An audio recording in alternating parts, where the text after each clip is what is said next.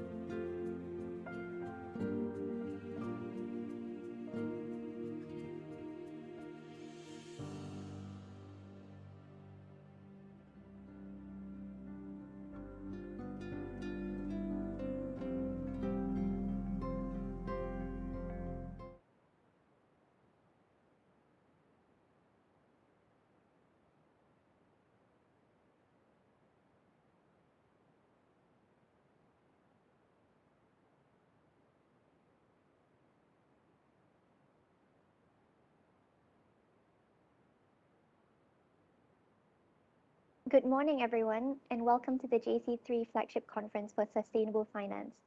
We will be starting in about 2 minutes.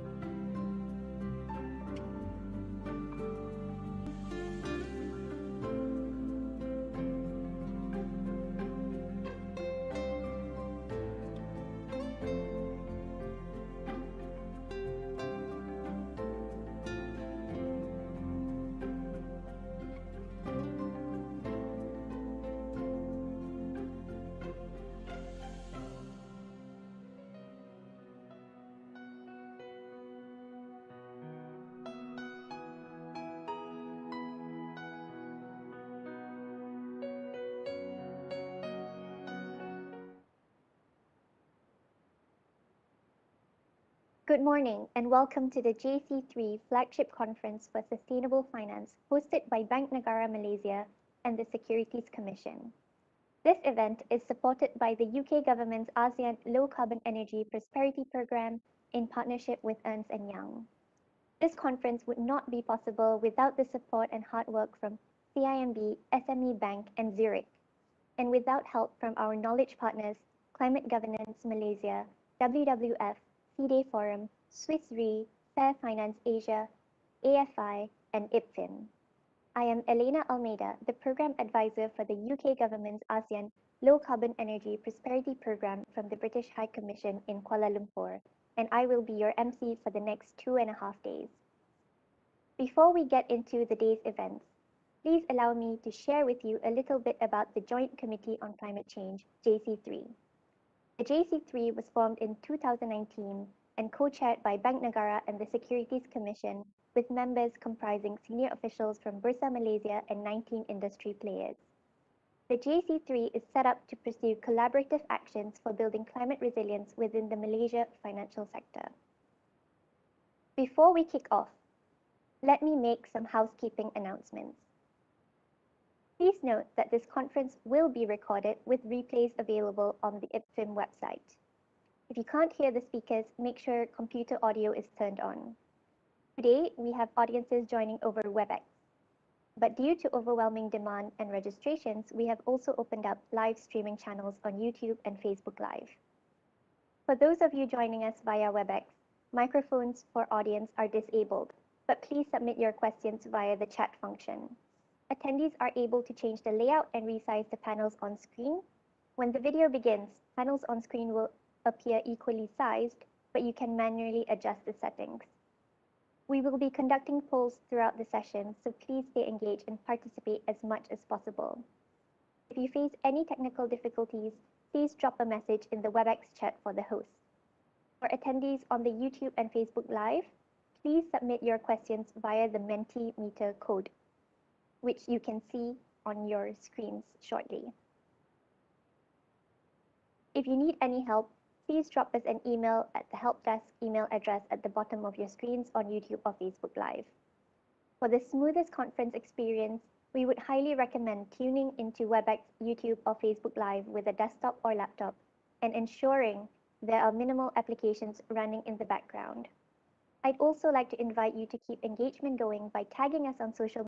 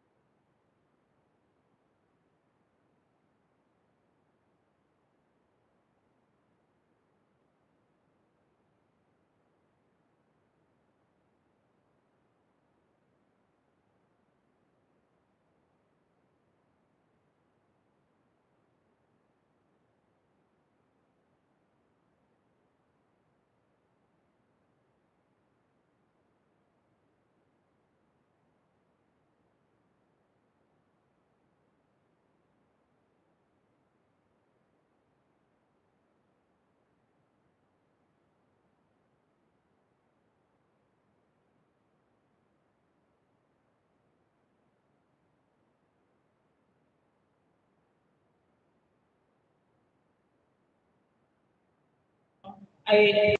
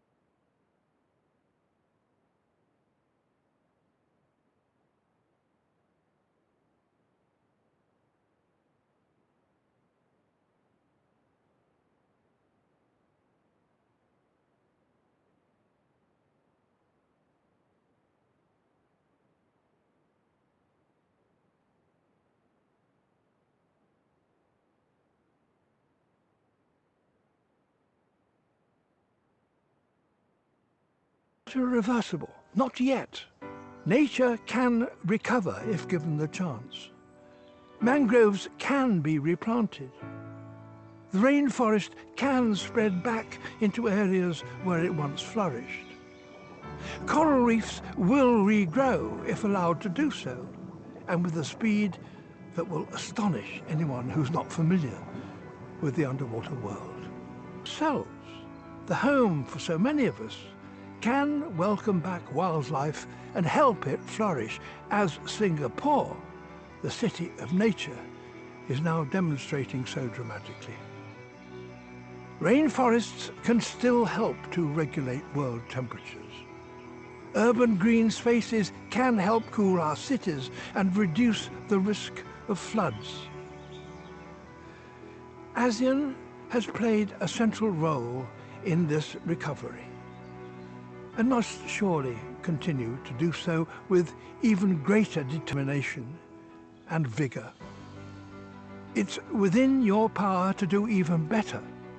Humanity working together could, even now, stabilise the global rise in temperature to below 2 degrees, and so avert a major worldwide catastrophe. I'm truly delighted that the UK, as President of COP26 in partnership with Italy, is calling for urgent action to put the protection of nature and diversity at the very centre of climate policies. If we are to live in harmony with nature, we need a world in which every financial decision takes climate change into account. Financial markets have the power to put us on track to meet the Paris Agreement's targets and at the same time be a source of growth. As we come out of COVID-19 pandemic, we must surely strengthen these efforts and build back. Stakeholders on climate and transition initiatives. As part of its advocacy role, JC3 also contributes to the formulation of national climate policies to promote alignment with the financial sector's response to climate risk. In addition, the JC3, working with selected knowledge partners, will continue to deepen its stack of technical programs to strengthen the knowledge and competencies of financial professionals in this area.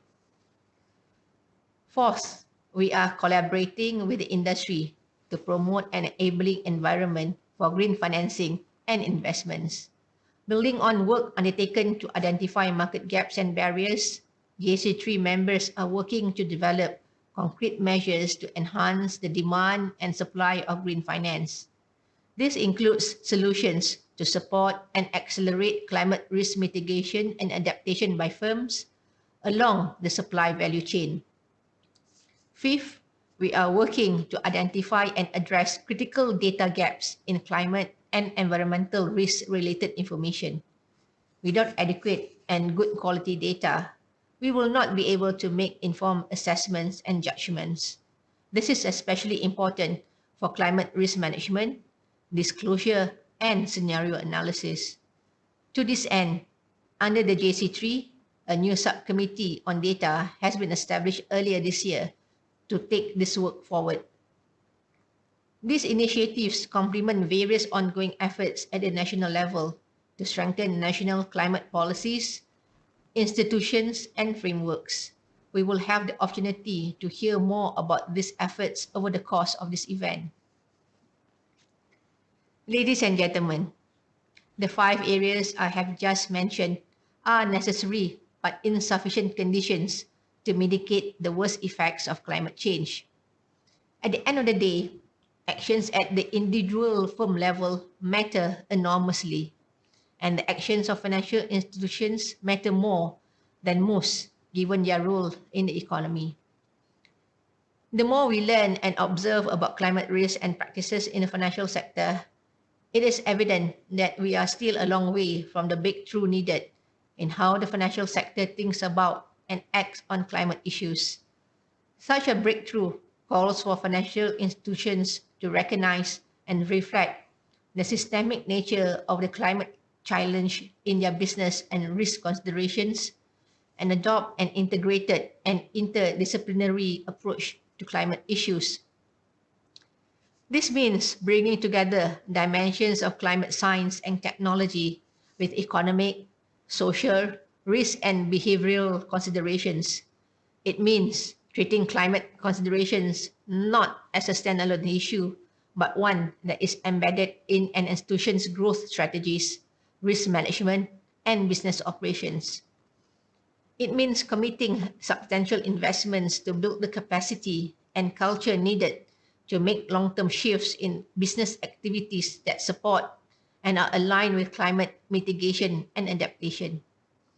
And it means making climate considerations an important part of social contracts between financial institutions and the communities that they serve, where financial institutions refocus on the role society needs them to play.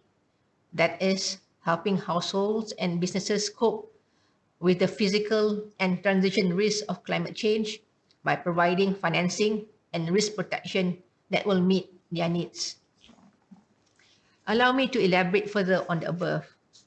The current drive towards digitalization of financial services presents an immense opportunity for financial institutions to contribute further to the climate change agenda. From a business operations perspective, while financial institutions explore newer applications of technologies for cost optimization and efficiency gains, integration of technology within the value chain may complement the industry's own carbon footprint reduction measures. For example, Accenture estimates that migration to public cloud could reduce global carbon emissions by 59 million tons of CO2 per year. From a growth perspective, innovative design of digital financial services can mobilize financial consumers in support of the climate change agenda. In 2017, the UN Environment Programme Finance Initiatives reports that the users of a major financial institution's digital finance platform have prevented 150,000 tons of carbon emissions in just 9 months by influencing its users to adopt and record more environmentally friendly behaviors, for example, by walking instead of driving. The financial sector, at its core, has a role to facilitate the allocation and deployment of economic resources. Given their central role in helping people to save, borrow, invest, or make payments, the financial sector is in a unique and powerful position to contribute beyond the climate change towards a broader sustainability agenda, including helping to end poverty and to reduce inequality. Ladies and gentlemen, funding remains a key challenge for many sustainability projects. Thus, the financial sector can be more deliberate in funding sustainability initiatives and incentivizing investments in low carbon sectors. There are many such opportunities available. For example, projects under the National Investment Aspirations Framework and the Malaysian Climate Action Council planned for Malaysia to be a hub in green economy, services and technology, and the Low Carbon Mobility Development Plan 2021 to 2030. To meet the funding needs, it will not be sufficient for financial institutions to use the traditional instruments. They will need to think creatively to develop new and innovative solutions, which also takes into account the current challenges faced by businesses and individuals. Blended finance, for example, is a viable option for businesses that struggle with both the impact of climate change and the losses from the pandemic. In combining concessional financing and commercial funding, such as combining philanthropic funds or social finance instruments and traditional lending, blended finance approaches can avoid excessive debt loads that could increase future risks. There are also significant opportunities for financial institutions to support a green recovery from the pandemic through the provision of transition financing linked to sustainable practices. Ladies and gentlemen, climate change is not just a scientific issue. It is a business issue and it is a social one, inseparable from the basic obligations of financial institutions to prudently manage risks, act responsibly towards the customers, and create long-term value. Consistent with this view, let me just mention some of the things that Bank Negara will be focused on in terms of its regulatory and supervisory priorities in the near term to promote a climate resilient financial system. Over the last 2 years, we have been actively encouraging improvements in how financial institutions consider climate risk in their risk management approaches. We know that it will take some time before we see greater uniformity in approaches, and while we would prefer not to dictate practices, we see a clear need to reduce a substantial divergence currently observed across institutions. The bank is exploring various options to encourage better risk management approaches by outlier institutions, including through a Pillar 2 capital requirements and supervisory assessments to reflect an inadequate consideration of climate risk. Building on the implementation of the principle-based taxonomy and the work by JC3 to address data gaps, the bank's Financial Stability Committee has recently endorsed a 4-year plan to prepare for industry-wide climate change stress tests at the counterparty level. This work is supported by efforts internally within the bank to model the macroeconomic impact of climate shocks based on defined climate scenarios. And we will be taking further concrete steps to improve transparency on the management of and exposure to climate-related risks in the financial sector. To this end, Bank Negara Malaysia will finalize plans this year for mandatory climate risk disclosures by financial institutions in consultation with the financial industry. Ladies and gentlemen, let me conclude. Climate change is an unprecedented challenge. The economy and society cannot be separated from the environment, and our actions have to be cognizant of this. While we are making progress, there remains considerable scope for the financial sector to be more deliberate in considering the impact of climate change on risks and strategy. There is significant potential for the financial sector to provide guardrails for economic activities to stay on the path towards a low carbon and climate resilient economy, and in doing so, avoid a more destructive path that will inflict untold harm on current and future generations. The Dutch businessman Paul Polman once said, "Climate change is sometimes misunderstood as being about changes in the weather. In reality, it is about changes in our very way of life. Financial institutions must take a deeper interest, not just in how changes in the weather can affect them, but importantly, in how they affect the weather. The path to a more sustainable future depends on it." Thank you.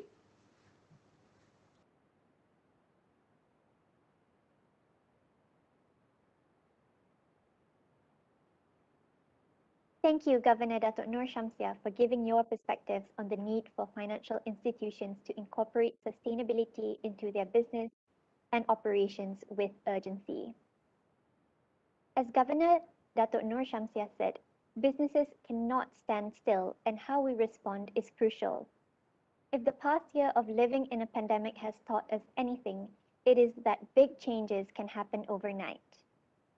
This, however, requires financial institutions to rethink the way they act and operate. For those of you that faced technical disruptions earlier, please accept our sincere apologies. We will be playing the Sir David Attenborough video during the break at 10:55 a.m. and Governor Datuk Nur Shamsia's video during lunch. Thank you. Now, this brings us back to our polling question. Is your business exposed to climate risks? I hope you have all already filled up the poll, and please could I ask the producer to share the results on WebEx? So a majority of you already say that yes, there are significant impacts to your organization, and climate change does pose a risk. And there is still 2% of you that says no.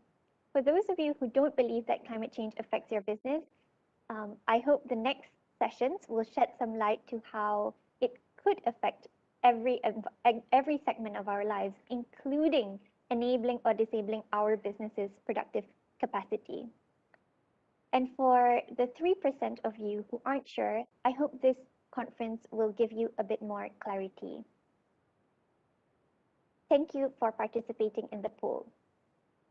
As highlighted by Governor Datuk Nur Shamsia earlier, as a united preliminary effort by the takaful industry in keeping sustainability as a prime focus, Malaysia's takaful industry today proudly releases the Value-Based Intermediation for Takaful (VBIT) framework. The framework hinges upon the Value-Based Intermediation (VBI) initiative inaugurated in 2017 and serves as a comprehensive guide for the takaful industry to integrate sustainability and value-based concepts into takaful business practices. I'm now pleased to share a quick video of the VBI takaful framework that was mentioned by Governor Datuk Nur Shamsia in her speech. Thank you. As Malaysians, the COVID-19 pandemic has brought forward far too many uncertainties to our lives, accelerating the impact of climate change and the rise of non-communicable diseases in Malaysia. As a consequence, we are met with unprecedented financial burdens during these trying times. With the overall penetration rate at 16.9% in year 2020, Takaful aims to continuously provide financial security to Malaysians in need. Malaysia's protection gap is estimated to be worth 2.5 billion ringgit, indicating Malaysians are uncovered to protect their families and businesses in the case of unexpected events. The general awareness of family takaful and general takaful remains low. There is a deficiency of financial literacy and understanding of the need for financial protection. And there is a lack of geographical reach to markets and communities that are underserved and unserved nationwide. Hence, we would like to set in motion value-based intermediation for takaful, VBIT, an industry aspiration to develop financial resilience against any uneventful incidents whilst realizing the intended outcomes. It provides a new way for the stakeholders to reposition takaful. Implementing VBIT involves adhering to the Sharia principles, creating positive impact, and generating sustainable financial returns for stakeholders. This framework acts as a guide to empower takaful operators in delivering the values through takaful business activities and addressing national issues through the guiding principles of Maqasid Sharia. VBIT aims to address socio-economic issues related to safeguarding fundamentals of faith, life, lineage, intellect, and wealth. At Takaful, we have always adhered to the four underpinning thrusts, which are financial resilience, community empowerment, good self-governance, and best conduct in all that we do. With VBIT, we will continue to drive the industry to the next level, catering to the needs of the future. To learn more about VBIT, please visit www.vbitakaful.com.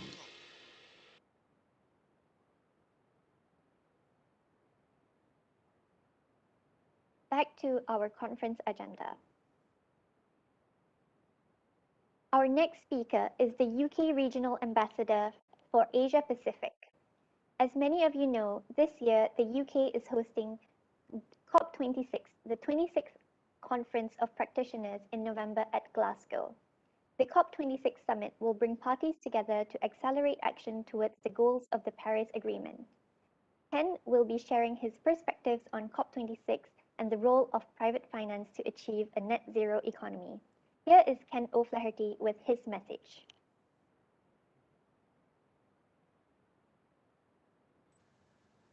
Good morning.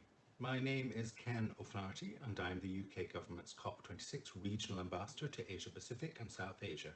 It's a real pleasure to speak with investors, financial institutions and businesses in Malaysia today. I'd like to thank Bank Negara Malaysia and Securities Commission Malaysia for inviting me to speak at this event, which I understand is a follow-up to the 2019 Regional Conference on Climate Change that launched the Joint Committee on Climate Change, or JC3. So, to set the context, I'd like to start by talking about how we got here. In the last 12,000 years, humans have, of course, flourished as a result of steady climatic conditions, an epoch that geologists describe as the Holocene. A steady climate enabled humans to settle and farm, to create economic systems and trade, and to form governments and institutions. But human activities, more specifically our activities over the last 100 years, are propelling us out of the stable Holocene epoch and into the Anthropocene period, defined as a period in which human activity is the dominant influence on climate and the environment, with impacts detrimental to our very life on Earth. Meanwhile, many of us are oblivious of this fact and we go about our everyday lives without pause. We assume that the climate will remain steady no matter what we do. Indeed, even today, most economic modelling completely leaves out climate and nature.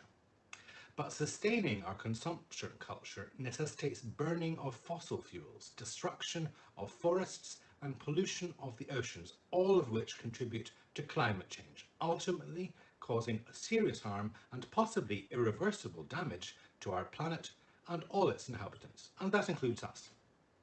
So 2021 is a critical year for tackling this threat.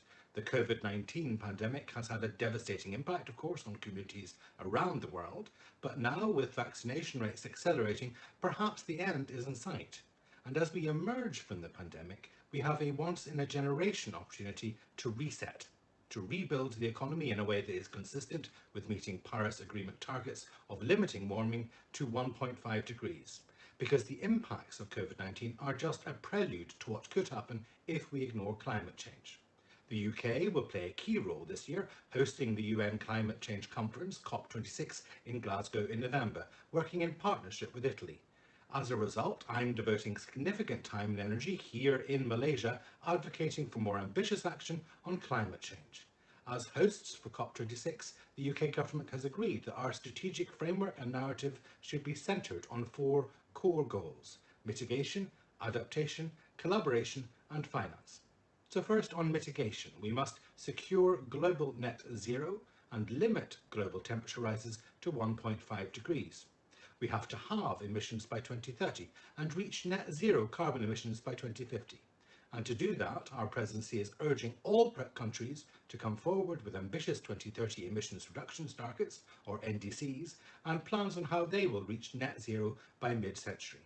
And a crucial part of this will be getting commitments on phasing out coal and avoiding deforestation.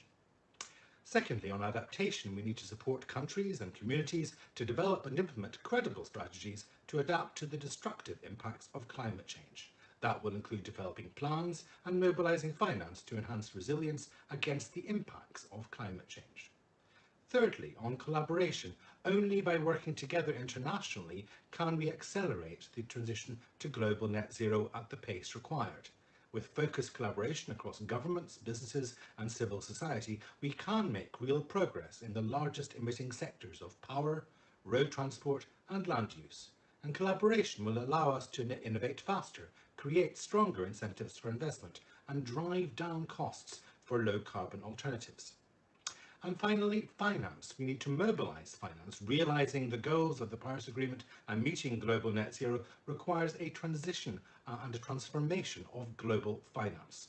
To assist vulnerable and developing countries, we need to mobilise $100 billion in climate finance every year. We recognise that to address climate change, public finance won't be enough. Private finance will be vital.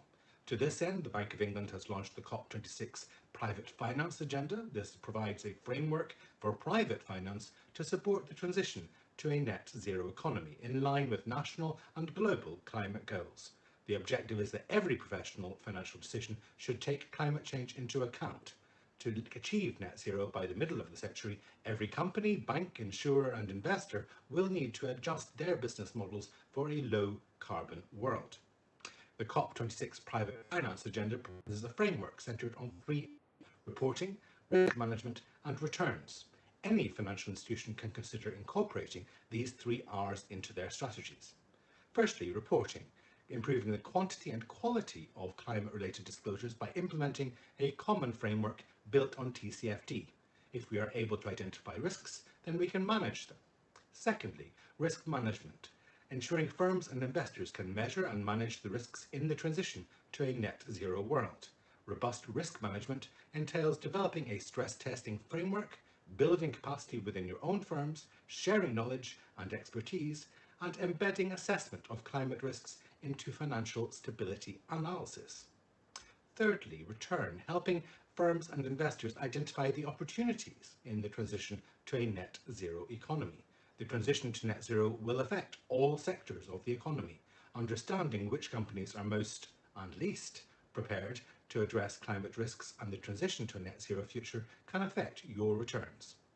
For COP26, the UK is committed to helping financial institutions to adopt TCFD disclosure and understand climate risks without sacrificing returns.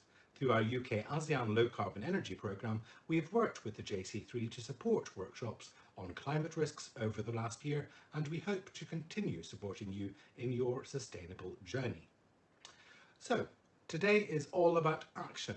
The private sector can be a force for change, and we already see green shoots in the financial sector.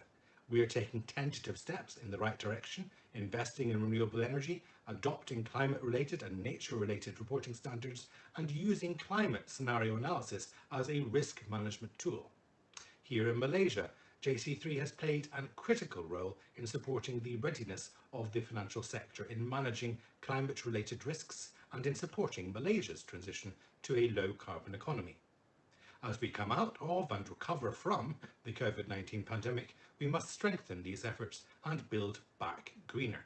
We have to stop thinking that we can't afford the high costs required to protect the environment, and addressing climate change is expensive. We must start understanding that we can't afford not to. And along the way, we can shape this into the biggest opportunity for growth. Thank you for that speech, Ken. I just have a couple of questions for you. To do all of the things you have outlined, from investing in mitigation and adaptation to investing in clean technologies, this all sounds like it will cost a lot of money. Could you share with us your views on the economic implications of climate change? It's estimated that disruptions from climate change, like hurricanes, wildfires and flooding, cost over £240 billion every year. Those events cost lives, incomes and property. Flooding in the UK in 2014 cost our economy £14 billion, and floods in Malaysia in the same year were estimated to cost the Malaysian economy £439 million.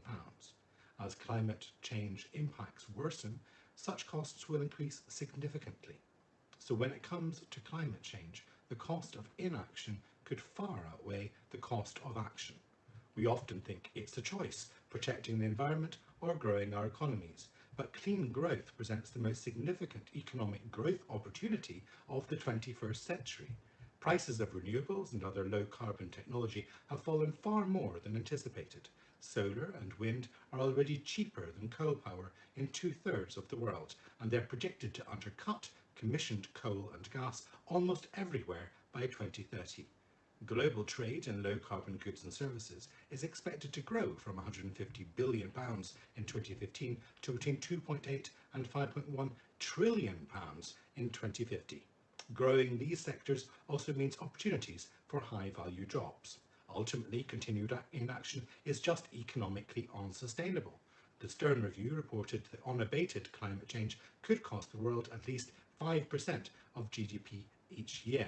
But if we continue to delay action on climate change, costs could be more than 20% of GDP. Strong, decisive and timely action is needed to minimise costs. The Dasgupta review of the economics of biodiversity, launched earlier this year, highlighted the inseparable bond between ecology and economy. Nature is our most precious asset. Not only does it provide us with clean air to breathe, fresh water to drink and food to eat, but almost everything we produce in the economy comes from natural resources. So we must urgently recognise that nature enables our productive capacity, and as long as nature is at risk, then so are our economies, our livelihoods and our well-being. Thank you for sharing your views with us, Ken. Now on to my second and last question for you. We currently have an audience of over 1,000 participants from financial sector and businesses, and many of them are at the starting stages of their sustainability journey. Do you have any advice for them on where to start? The three things I'd recommend are: first, familiarise yourself with the recommendations of the Task Force for Climate-Related Financial Disclosures, or TCFD for short. All over the world, regulators are making TCFD mandatory, and it may well become the norm in this region too. Understanding climate risks is key to taking steps to address them. Second, limit or end new coal financing. The cost of renewable energy has fallen so quickly. Solar and wind are already cheaper than coal power in many parts of the world, and costs are expected to fall even further, thus becoming even cheaper than coal and gas almost everywhere by 2030. Find innovative ways to finance the transition to net zero. Develop new products to finance innovative technologies. And third, learn from each other, from industry bodies, from entities like the JC3. There's a wealth of experience and resources available to you already. I wish you all a very productive conference ahead. Thank you very much.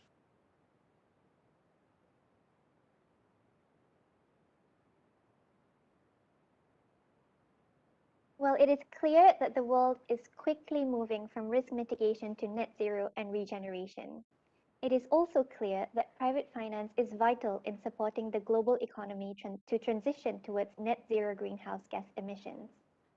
Actions that individual financial institutions can take include limiting financing for high emission industries and increasing financing for low carbon sectors of the economy.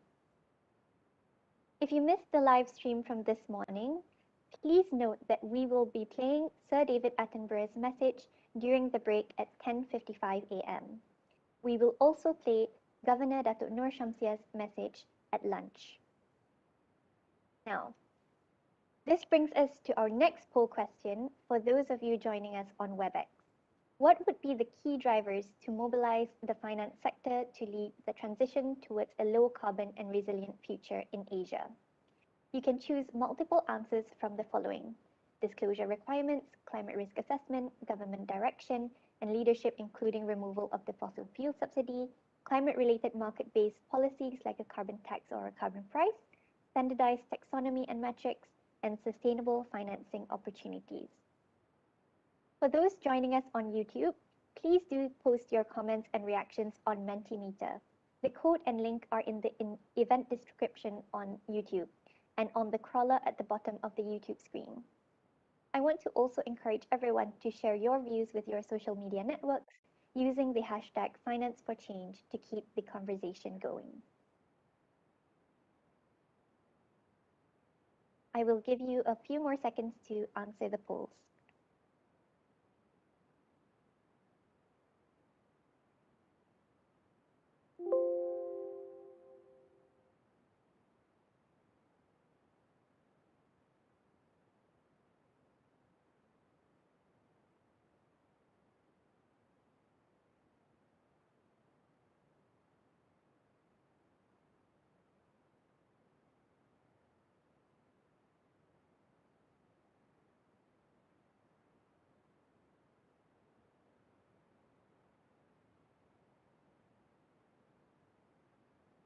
The poll has now ended. May I ask the producer to show the results? Yep, we have answers across the board. Thank you so much for sharing your honest views. With regards to something so complex like climate change, it is likely that all stakeholders in an economy, from financial institutions like yourselves to governments and businesses, need to take all of these different actions at the same time. So it makes sense that everyone has a different view about what is more important. However, the most important thing is that we all understand our shared goal, achieving, or even better, improving on Paris Agreement targets. Thank you for participating in the poll.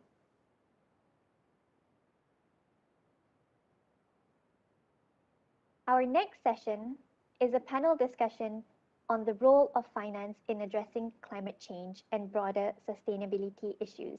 Please allow me to introduce the three discussants and our moderator. Our three discussants are Dr. Parkon Pitatawatchai, President of the Thailand Stock Exchange, who has spent 8 years with the SET and has held the position of Senior Executive Vice President since 2016. We also have Datuk Sri Dr. Zaini Ujang, Secretary General of the Malaysian Ministry of Environment and Water. Datuk Sri Zaini is an academic administrator, environmental engineer, and scientist who attempts to blend knowledge, skills, and experience and innovation in a harmonious manner. He served as Secretary General in the Ministry of Energy, Green Technology, and Water for 2 years, and was the Secretary General of the Minister of Higher Education prior to that. Sustainable Finance Specialist with WWF International. Joanne provides technical guidance and thought leadership to WWF officers on topics including net zero portfolio alignment, green financial solutions, sustainable infrastructure finance, and natural capital. She also coordinates WWF's inputs on key ESG issues internationally. This session will be moderated by Oz Ahmad, CEO of Al Rajhi Bank Malaysia and Chair of the JC3 Subcommittee on Capacity Building. If you have any questions, please use the chat function on WebEx, sending your questions to all panelists. For those of you joining us via live stream on YouTube, please use the Mentimeter code found in the event description and direct a question to the relevant panelists. I would now like to invite Oz to take the virtual stage and request for panelists to please turn on your videos if you're ready. Thank you very much, Alina, for that, and good morning to everybody. Thank you very much for your valuable time. I understand that there's been, I think, 3,000 folks who signed up for this event, and it's just so wonderful and heartening to see that there's so many people who want to understand where sustainability intersects finance and how we can play a role in progressing that agenda. Before I start, I do want to thank the JC3 Subcommittee 4, which I have the honor of chairing, but particularly I want to thank the leads in CIMB, SME Bank and Zurich, working in collaboration with Ernst & Young and the UK government to bring this event to us. So thank you very much. Before getting into the session, I think it would be completely remiss of me if I did not address those three addresses that we just had. Firstly, with David Attenborough really telling us the existential crisis that we face, but with hope. We haven't reached the point of no return, but importantly, the power that finance plays in addressing that turnaround. We also heard from Dato Governor, who made it very clear the need for resilience, to build in resilience when it came to the threats that we're facing from climate and social related matters. Importantly, the risks that we face of potentially being left behind economically, the policies that are coming down the pipe, and also that we need to kick the tires on the social contract, noting the changes that happen from sustainability are both climate and social related. And of course, there was Ken O'Flaherty, who spoke about rebuilding the economy better post-COVID and talked about 4 pillars. And those 4 pillars were mitigation, adaptation, collaboration, and finance. And what a wonderful segue into this topic, which is the role of finance. We have 3 esteemed panelists, And in terms of the format, we'll be having presentations from the three of them, as introduced by Alina just earlier. But also, we want to really quickly get onto your questions. And I rather deliberately have left a little message in the chat, just so you know where you can put your questions. And I can reassure you that was deliberately done. But please do, as the panelists speak, think about the questions that you want to ask, and please put those through, and I'll make sure we get to them as soon as we can. But to get the juices flowing, to get a discussion started, I'd like to turn to a first poll that we'll use as a basis to have a few questions with the panelists. So the poll is up. For those who can, please record your answers. And the question is, should countries introduce carbon taxation? It's a yes or no one. And apparently you have a whopping 5 minutes to answer this question. I think we'll probably leave it up for just a few minutes whilst I ask the panelists their views on carbon taxation, since there's such a long time to answer this question. Joanne, can I start with you just to ask your views on carbon taxation? I thank you, Arsalan. Interesting question. I actually marked no. This is my personal view. It's not associated with the WWF view, by the way. I think it's really important to put a price on carbon emissions. So also it's really important to for market players to enter into voluntary carbon markets. And a lot of times, I think in WWF and industry, a lot of people are talking about carbon credits. So instead of maybe using the taxation system that really squares control the quantity of carbon emissions, maybe another way to look at it is using the market mechanisms and also putting the price on carbon and allowing or encouraging companies to commit a pool of money based on the price of the carbon that they're trying to trade, and then using that to actually channel the capital of money to finance for more sustainable practices and activities. So maybe I'm more going towards using the market mechanisms, but that's just my view. We'd love to hear from other panelists on their views. Well, thank you. I think you set up nicely, Dr. Pakon. It'd be great to get your views on carbon taxation. Agree with Joanne in that the market mechanism would be the best channel to incentivize the company to be carbon emission conscious. And let me give you an example in Thailand. And when you look at the sugar milling in Thailand, you will notice that half of their profitability actually comes from the way that they do the recycle, they do the renewable energy, and they use all the waste to produce more product and to generate more profit. I would say that is from the initiative of very previous government that try to encourage the sugar industry to be more like sustainable and more environment friendly. So I think that's a very good example of what we can do with the market mechanism. Okay, well, thank you very much for that. I think we've had sufficient time for folks to poll. I was wondering if we could end that poll and show the results. Well, it seems that our audience believe that there should be an introduction of carbon taxation, and perhaps what you've said may have helped to balance the position on that. With that, I think we can get into more of that into the Q&As actually. But I think that that's a good point to really start the presentations. And what we're trying to do for the audience here is to structure it a little bit. So we're going to start with Dr. Pakon, who's going to speak to the evolution of the nature of capital, debt and equity. The reason we're doing that is because we really, as financiers, will have a mixed opinion within our boards, within our senior management, as to, you know, what is happening, what is our role. But most financiers will certainly listen to the numbers. So when we see the changes, particularly when it comes to things that are very important to bankers and other people in financial services, which is capital, that may get people to pay attention. So with that, I will pass over to Dr. Pakon for his presentation. Sure. Thank you. Thank you very much. It's an honor to be here today, ladies and gentlemen. If I may, when we look at the business, when they would like to do the funding, there are three sources of funding normally. First, they are going to the bank. Secondly, they are raising their funding by using the fixed income market. And thirdly, the equity market.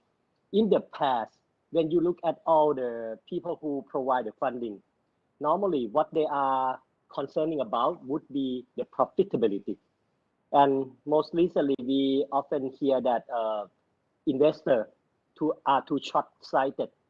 So that's why I would say that nowadays, when we introduce this ESG concept, we actually turn into the sustainability profit, the profit that can be sustainable. This is the concept that has been getting the acceptance in the new financial world more and more, not just for the banking, not just for the fixed income, not just for the equity market, but to all these three markets. However, the issue that concerns us all would be how can we differentiate the company that are very ESG oriented or are very practicing the sustainability concept from the company that do not. First of all, when you look at this chart, you will notice that three of the biggest players in this sustainable finance are first, the issuer or the company itself. How they practice these ESG activities and would be able to tell the investor the value of those activities. This is the first thing that the issuer need to do. We need to show what have they done, what would be the result, and show it in a way that now the next part, the investor can come in and value those activity and put it in a some number so that they can perceive that this is the value added from these activities that the company has been doing that will generate the sustainable profit. However, if there are only these two parties getting this information communicated to the other side, I would say that it's going to be quite difficult because it's going to be a one-to-one relationship. That's why the third party come in, the regulator, the stock exchange like ourselves, or the bank or the rating agency, who would be able to communicate all this information from the issuer to the investor. These are the ecosystem that, in my opinion, would propel the sustainable finance into the way that real sector can benefit from the financial sector. And now let's move to the next page. What we have seen is the gradual step that we notice in Thailand. The first step, the investor actually are very active in this advocacy of the use of information to screen the company that are in the group that has been doing good job in the ESG. The government pension fund and the asset management company in Thailand at this time that they have the combined the asset under management of roughly 10 trillion baht, that would be something like 300 billion US dollars. They are committed to the ESG collaborative engagement, and they provide the negative list so that the institutional investor would be able to use to screen the stock that fall in the criteria that they think are the first screening to be invested. And secondly, they start to have the investment strategy. Investors are going beyond the negative screening toward ESG integration and the active ownership strategy that has been starting to develop in Thailand. And I will show you how the asset under management of these institutional investors has been growing. And then we start to see the capital flow from not just the institutional investor, but also the retail investor. into this ESG themed product, for example, like the CG, the corporate governance, or the ESG fund, green social sustainability bond. And you will see a lot of new interest, especially after the COVID epidemic, that we have started to do the research, and we found that even the retail investor nowadays give a lot of importance to the stock that has a good CG or ESG score. And now what we start to notice is that now the company, once they see the demand from the investor, they start to have a lot of corporate practice in the ESG, in the value chain. That is not just the more like the corporate social responsibility activities, but become more as a strategy at the top of the board, the management, and the activity of the company. And it has been shown in the financial statement. And I wish that in the near future, we would be able to interpret and value those kind of activity in a finance way. And lastly, now we see the change in the real economy. Once the investor side and the corporate side start to work together, start to show the result of this ESG practice, we start to see that nowadays in the real economy, not just the big company, but the medium size and the small company start to look at this ESG thing as a way that they can attract the funding and the way that they put into the strategy to do the business. And let me show the result on the last page. You will see that nowadays in Thailand, there are more than roughly 50 CG and ESG fund in Thailand. When we start, we have roughly 23 ESG fund in 2019.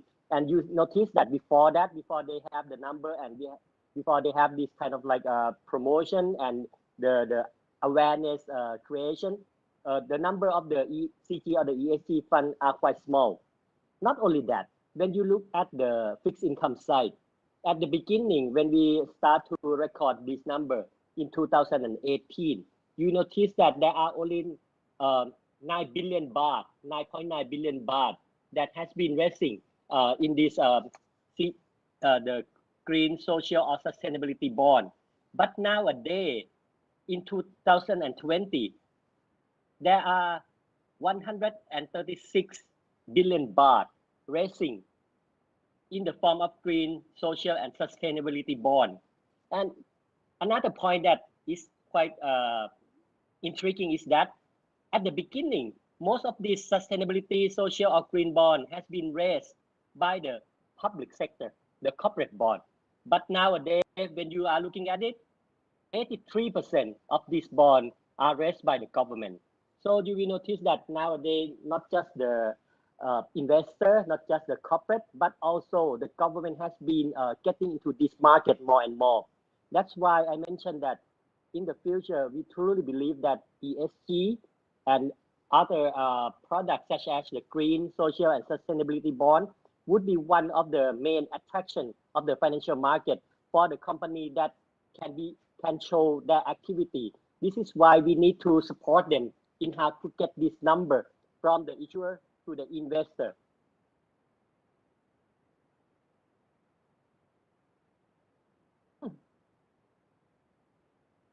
Thank you very much, Dr. Pakon. I'm sure there's going to be a lot of questions and follow-ups from that presentation. And before we go on to the next one, may I encourage those of us who are joining from YouTube to share their thoughts on this session or any other on menti.com, menti.com. There's a code 93853289. If you've missed that, on YouTube, you can go to the description, and it's also crawling at the bottom of the YouTube video. So please do share your thoughts there. With that, I'm pleased to introduce Joanne Lee, who will be speaking on the imminent need for financial institutions to take responsibility when it comes to sustainability. We're going to be sharing some examples. So without further ado, Joanne, the floor is yours.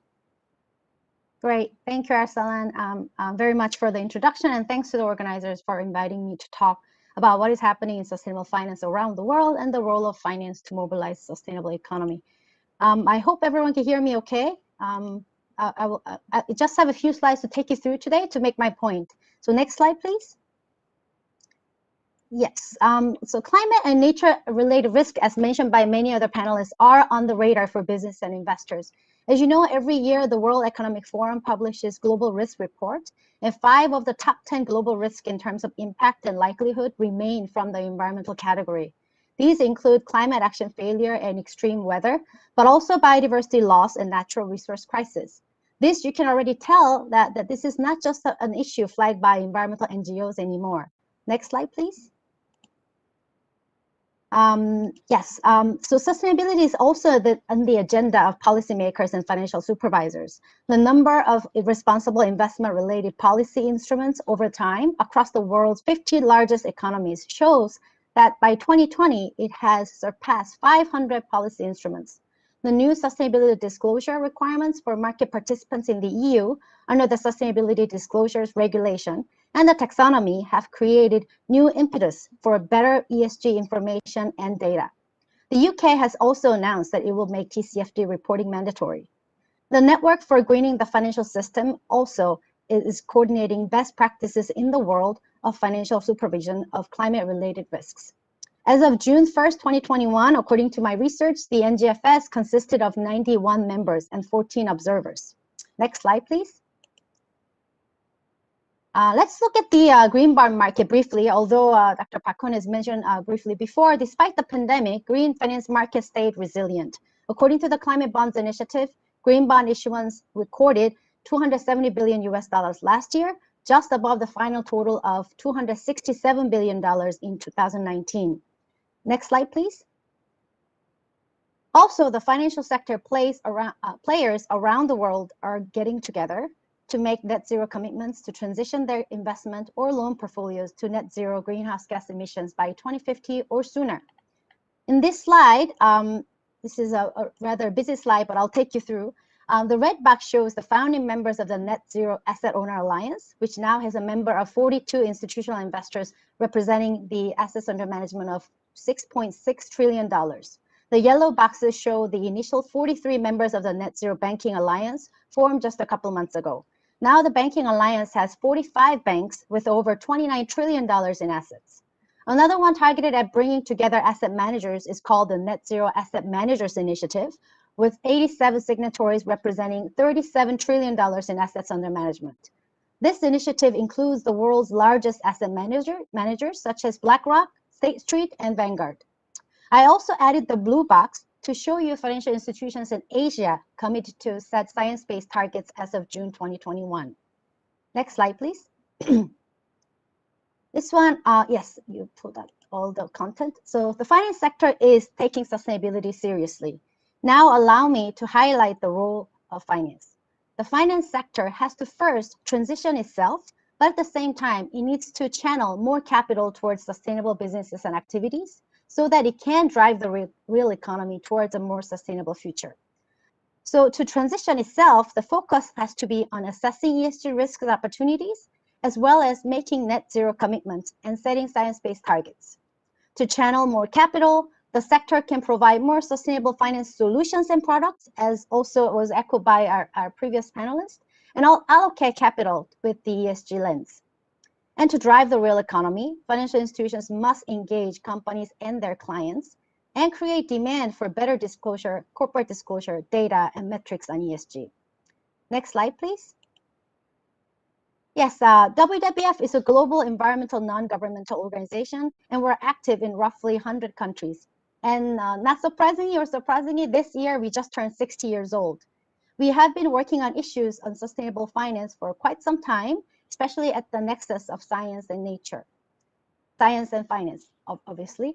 Our sustainable finance community is focusing on providing technical advisory and input, influencing standards and collective commitments through engaging with the industry associations and alliances, and working with regulators and governments when we can to make a connection between the financial system and the ecosystem. For example, we are a strategic partner to the Net Zero Asset Owner Alliance. We participated in the developing the Science-Based Targets Initiative finance tool for temperature scoring and the financial sector guidance for science-based targets. We have been a member of various ISO standard technical working groups around both disclosure and definitions of green, and also part of the International Capital Markets Association Working Group on Green now sustainable bond standards. We are also providing input for the Network for Greening the Financial System, as I mentioned, G20 and G7 on topics related to sustainable financial regulations in order to accelerate the strengthening and harmonization of financial regulations and central banks' activities in key financial markets worldwide. So in a nutshell, WWF brings the perspective of an environmental organization, and that also means we bring systems thinking to complex issues like sustainable finance, climate change, and ESG. I will end my presentation here. I'm happy to take questions later. Thank you, and over to you, Arsalan. Thank you very much, Joanne, and a good way to end, because I was going to ask the folks who are watching this on WebEx and also YouTube, please do keep your questions coming in. We have 2 questions, but I'm sure there are many more. Please don't be shy, send your questions in and we'll make sure that we will get to them. Ahead of the Q&A session, it's my pleasure to introduce Dato Seri Dr. Zaini, Secretary General, Ministry of Environment and Water, Malaysia. He's going to speak about the existing potential incentives, I suppose carrots and sticks, to ensure behavioural change in supporting sustainability from a government perspective. So over to you, Dr. Zaini.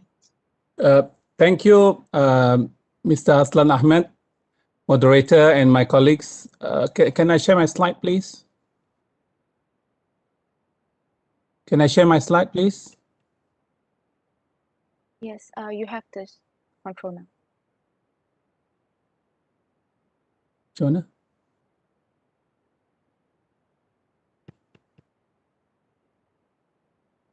Jonah? Slide only. Huh? Cepat lah.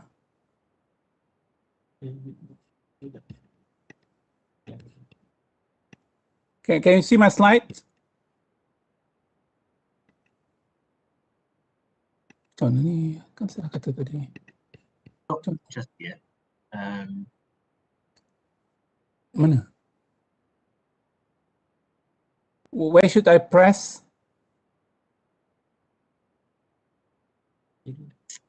You slide kat belakang. You just bear with us, we're just getting our last presentation up.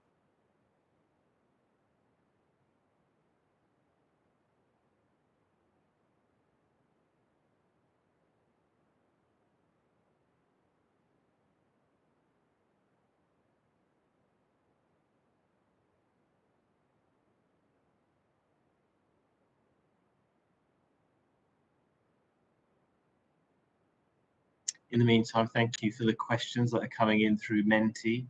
There's one for Dr. Pakon and one for Joanne, so it gives you a little bit of time to prepare for those.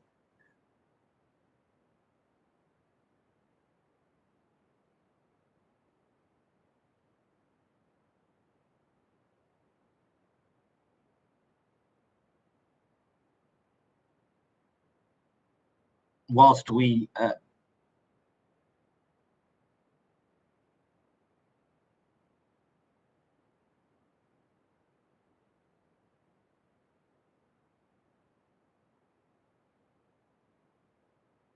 Dato, I think you're on mute. No, I'm not mute. Oh, okay, not mute. Okay, good. Okay, can you listen to me? Can you hear me? Yeah, we can hear you now, yeah. Yeah, we are responsible to report the progress on environmental performance in the country. The biggest one that we are doing at the moment is on GHG emissions that we have to submit as part of the agreement under Paris Agreement 2015.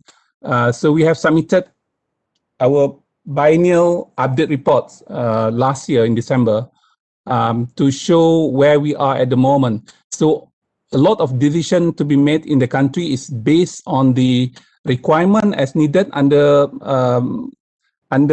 Paris Agreement. And what we are doing at the moment is to prepare policies related as needed by Paris Agreement. So what I'm trying to talk about mostly related to Paris Agreement requirement.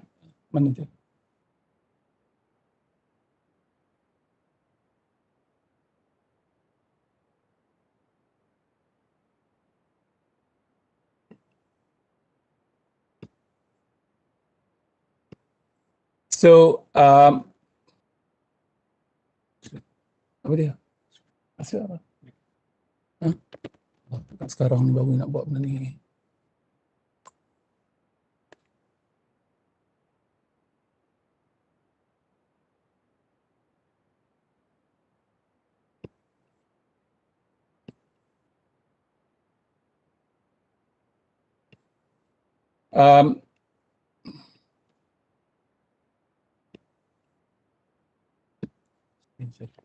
There is no sign here. Probably the system cannot work to each other. Okay, I just mentioned to you a few things. As far as climate financing or environmental financing is concerned, we have been too much depending on public financing or subsidy and grants from government.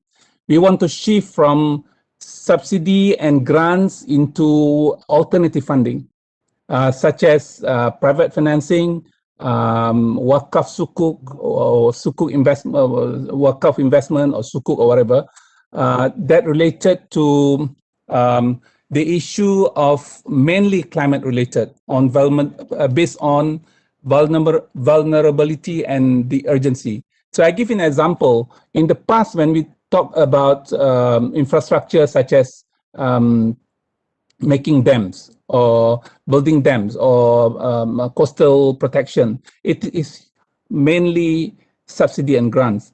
So what we are trying to do at the moment is to find ways and means to, say, for example, to develop a financial package to allow private to invest as well. So I give you an example. In the past, when we talk about energy efficiency, we have EPC, energy performance contracting. So when I was Secretary General of Ministry in charge of energy in 1917 or in 1916, we made that available in Malaysia. So we want to do the same for other sectors, particularly water sectors, or related to, say, for example, carbon reduction or low carbon initiative. This includes, say, for example, non-revenue water. In Malaysia, we have about 35% non-revenue water that costs us more than 2 billion ringgit Malaysia going to the drain every year. If we can find ways and means to capture, say, for example, half of them, we have 1 billion that we can put into the market, and how best we can do it more creatively. We have also other environmental services. During rainy season, we have a lot of water in the country, so we probably need water grid that store the water somewhere. And the way we get back the investment is through, say, for example, the water that we sell, the raw water that we sell to the water operators. So, and this is what we are about to finalize. We have to complete the policy by Q3 this year. So in doing that, in water sector alone, we are expecting to have 300 billion ringgit Malaysia and for the investment until 2040. So this is the amount of money that we need because of the climate mitigation and climate adaptations. And in doing so, we are at the moment trying very best to include as many as possible people from financial sector in our group. So we had discussion, I think about 2 weeks ago, on how financial sector can be more proactive in water sector for climate mitigation and climate adaptation. I would like to end my presentation because we have very short time given to me at the moment. What we are trying to do this year related to the topics that we try to discuss today. One is to have a carbon market guidelines this year in Malaysia. And at the same time, we try to complete our nationally determined contributions by Q3 this year. This is requirement under Paris Agreement. And for next year, we try to have our BUR, biennial update reports. It's not easy to have biennial update reports. You can ask countries around the globe. We managed to complete them last year despite COVID-19 and whatnot. So we want to have biennial update report by end of next year. And this year, what we are trying to do to start on long-term low emission development strategy. This is mandatory, or this is part of the requirement for Annex 1 countries in Paris Agreement. Malaysia is it's not part of Annex 1 countries. So we do it because we think that it is good for the country. So if people ask why Malaysia is not proactive enough, because it's not mandated under Paris Agreement, but we do it anyway. Yeah, so this is something that we would like to report to everyone. And this year we are going to establish Greenhouse Gas Center. I just had a meeting early this morning to make sure that the preparation is ready, and by doing that we can have transaction on carbon. This is very important for us to move forward in order to develop a carbon market mechanism. Thank you, Chairman. Thank you, Dr. Zaini, for your presentation, and what a remarkable job you did despite the last-minute technical issues. I think just a very quick recap is that we are seeing, Dr. Pakon noted, the very clear and immediate change and evolution of the nature of capital that's happening. Folks will get crowded out. We've seen from a banking point of view more generally, the alliances and also activities that are being undertaken by industry leaders that Joanne has highlighted. And also Dr. Zaini has made it clear that not only is there a physical benefit of addressing climate-related matters from a general policy point of view, but also that countries are undertaking policies and changes, not because they have to, because they want to.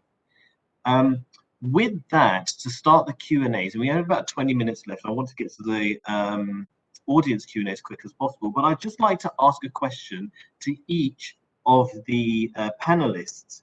The question is, what have we learned that works and does not work in driving a transition to a low carbon economy, or greater alignment of an economy to the UN SDGs since the 2015 Paris Agreement at COP21? So what's worked and what hasn't worked? If I could start with Dr. Pakon, just for a quick response.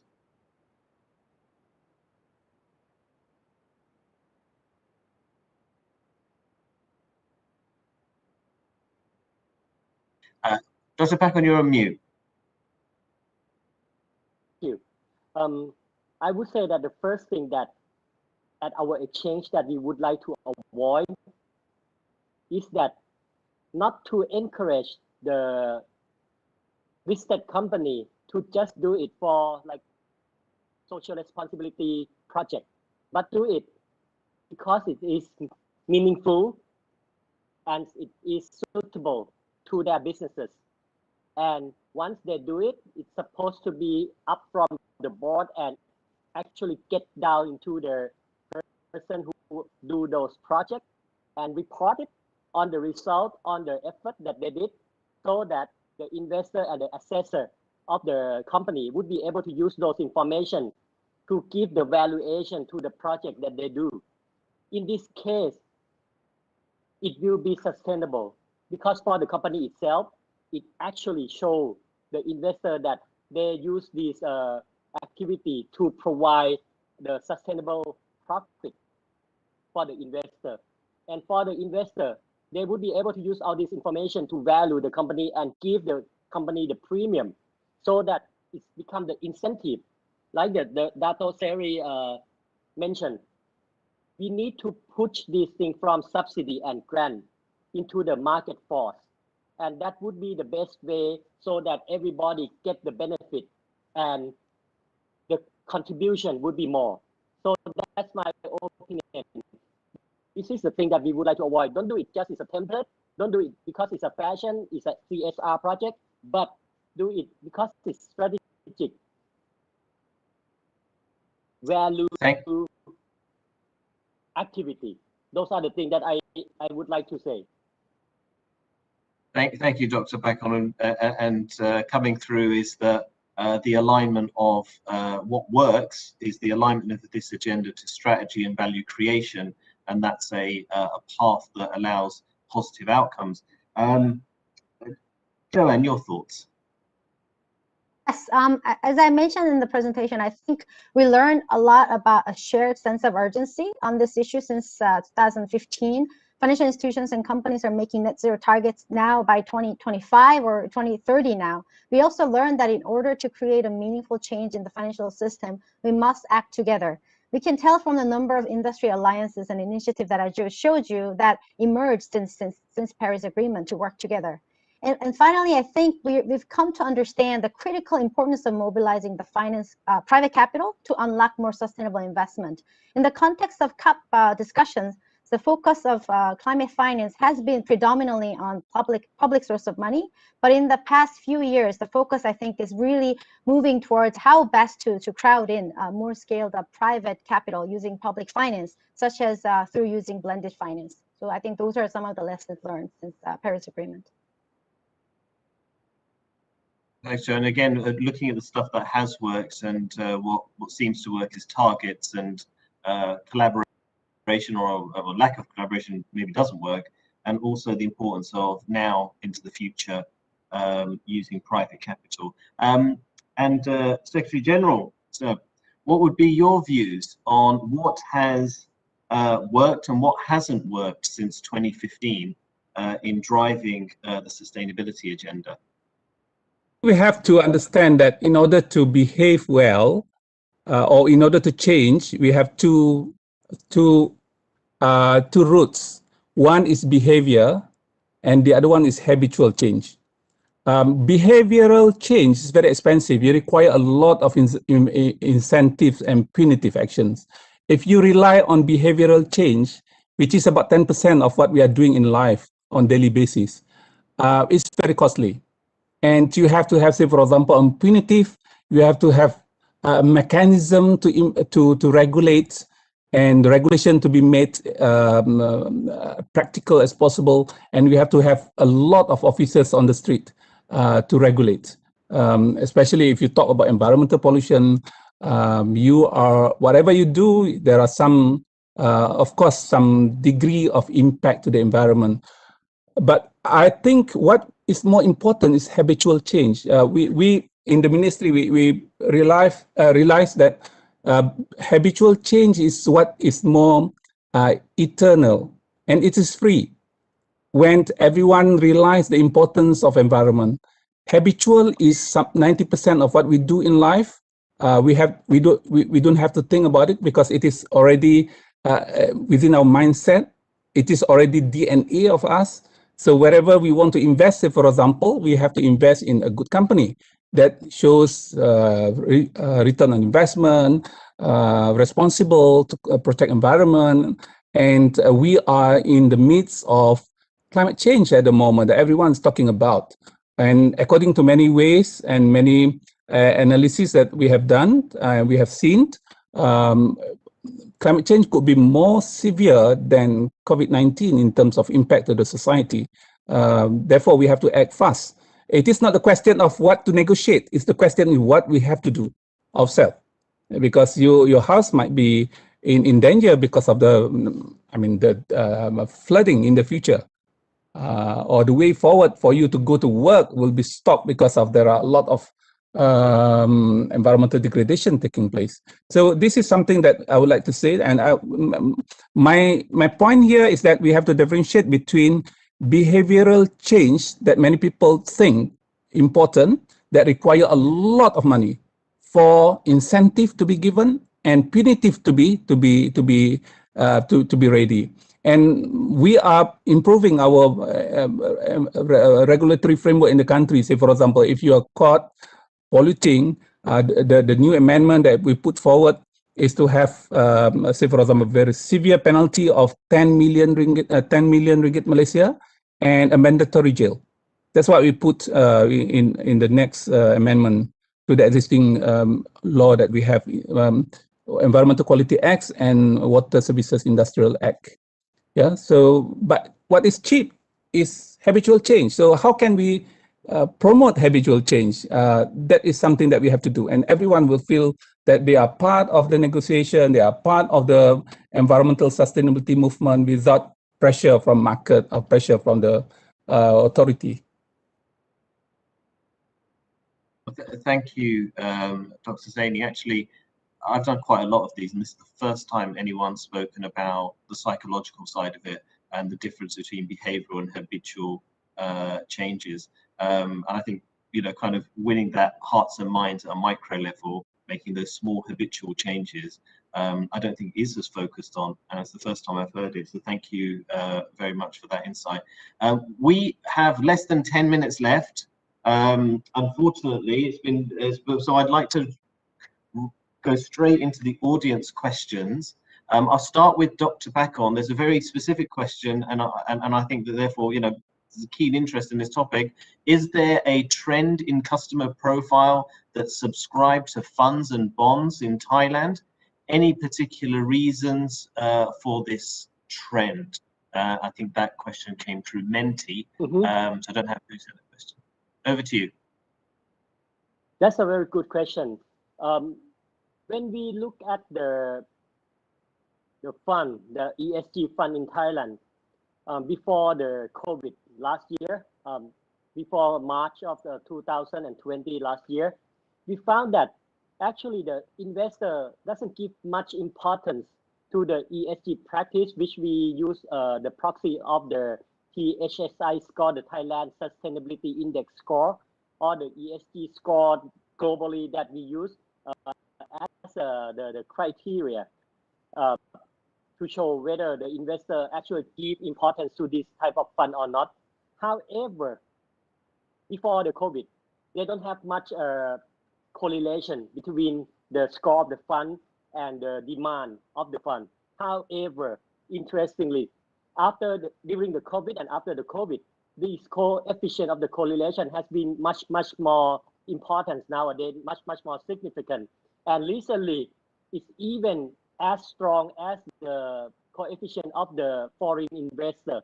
So I don't know why people start to look into this as an important feature, but I think now they consider it as an important feature. It must be that they see that the company that have been doing good job in the environment and the social and the good corporate governance will be able to sustain the hard time due to the agility, due to the flexibility, due to the persistence to all these adverse outcomes. That's why I think this is very important, that we need to show information, we need to show the rating, we need to be able to provide this type of analysis to the investors so that in the future, this market force would be even strengthened and the company would have to be more and more ESG compliant. Thank you, Dr. Pakon, and I hope that answered the question for the person who asked it. I'd like to get on to a juicy one from Menti. I don't know who asked it. This one's to Joanne. What's the biggest challenge for WWF when working with financial institutions? And whatever you say, I shall not take it personally. So, Joanne, over to you. Thank you for framing the question. So yes, we do work a lot with financial institutions. I can say two things. One, on the positive side, especially around financing for biodiversity and nature-related solutions, it's been difficult to really make a business case for financial institutions and for WWF to translate the conservation language to the language that the financial sector can understand and digest to take that into their models and investment decision making. That's, I think, the first challenge for us. Especially, we have this initiative called Bankable Nature Solutions, where we try to actually develop a pipeline of bankable nature-related projects, whether it's water or forestry or land use, and we try to build it in a way that it can really attract investors, banks and lenders to really come into the project. So I think that's the first challenge. And second challenge, I think maybe applicable more to Asia-based financial institutions, might be raising their ambition. I understand that it's not something that financial institutions can just like, oh, come in and just think this sounds really cool, or we're just going to commit, we're just going to say we're going to be the leader in this space. They can't just do it all of a sudden. They need to prepare, they need to understand, they need to set up a strategy, long-term strategy and vision, etc. But I think right now there's a little bit of the speed difference between European or American financial institutions. So I would really, when we work with financial institutions, especially in this region, we try to make it easy, that entry a little bit easy for the financial institutions in Asia by working together on tackling problems, science-based ways with solutions. But that has been also the challenge, to really raise the bar and kind of enable them to really take a step forward in a meaningful way. Thank you, Joe. And I think the message you're trying to send in Asia is go big or go home. So that's for the audience to take away. We have one for the Secretary General, question from Sharia Husna, who's asked, does the ministry plan to share the proposed NDC revision for public consultation? There will be no public consultation. We have a working group, because otherwise it will not be able to meet the deadlines. The deadlines given to us is July this year, and we just completed the I would say that the major items in it, and we have to package it nicely. We have to bring it forward, escalate to the cabinet as soon as possible before we submit. But NDC is very important for us. We can review NDC within 5 years. So despite we are not able to do more, I would say that ambitious that what people are thinking about, but we can review that later. What is important is commitment. It is not a big thing for us to announce a big initiative, but everyone is not willing to pay additional water tariff or additional tariff related to carbon emission for, say, for example, for fuel or for electricity. So there's something that we have to understand.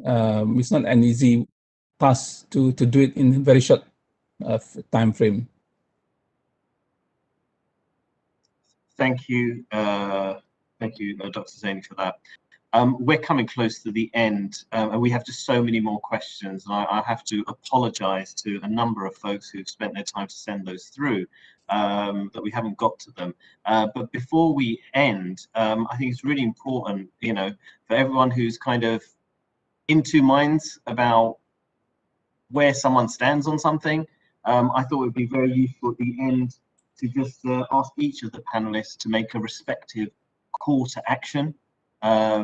Just what would be the 30-second takeaway that you would give this audience of 3,000 participants that they'll be able to take away, write down, think about, make a difference, implement, whatever it might be. So you always started us off. So if I may, Dr. Pak, I'll ask you to start us off as well on the call to action.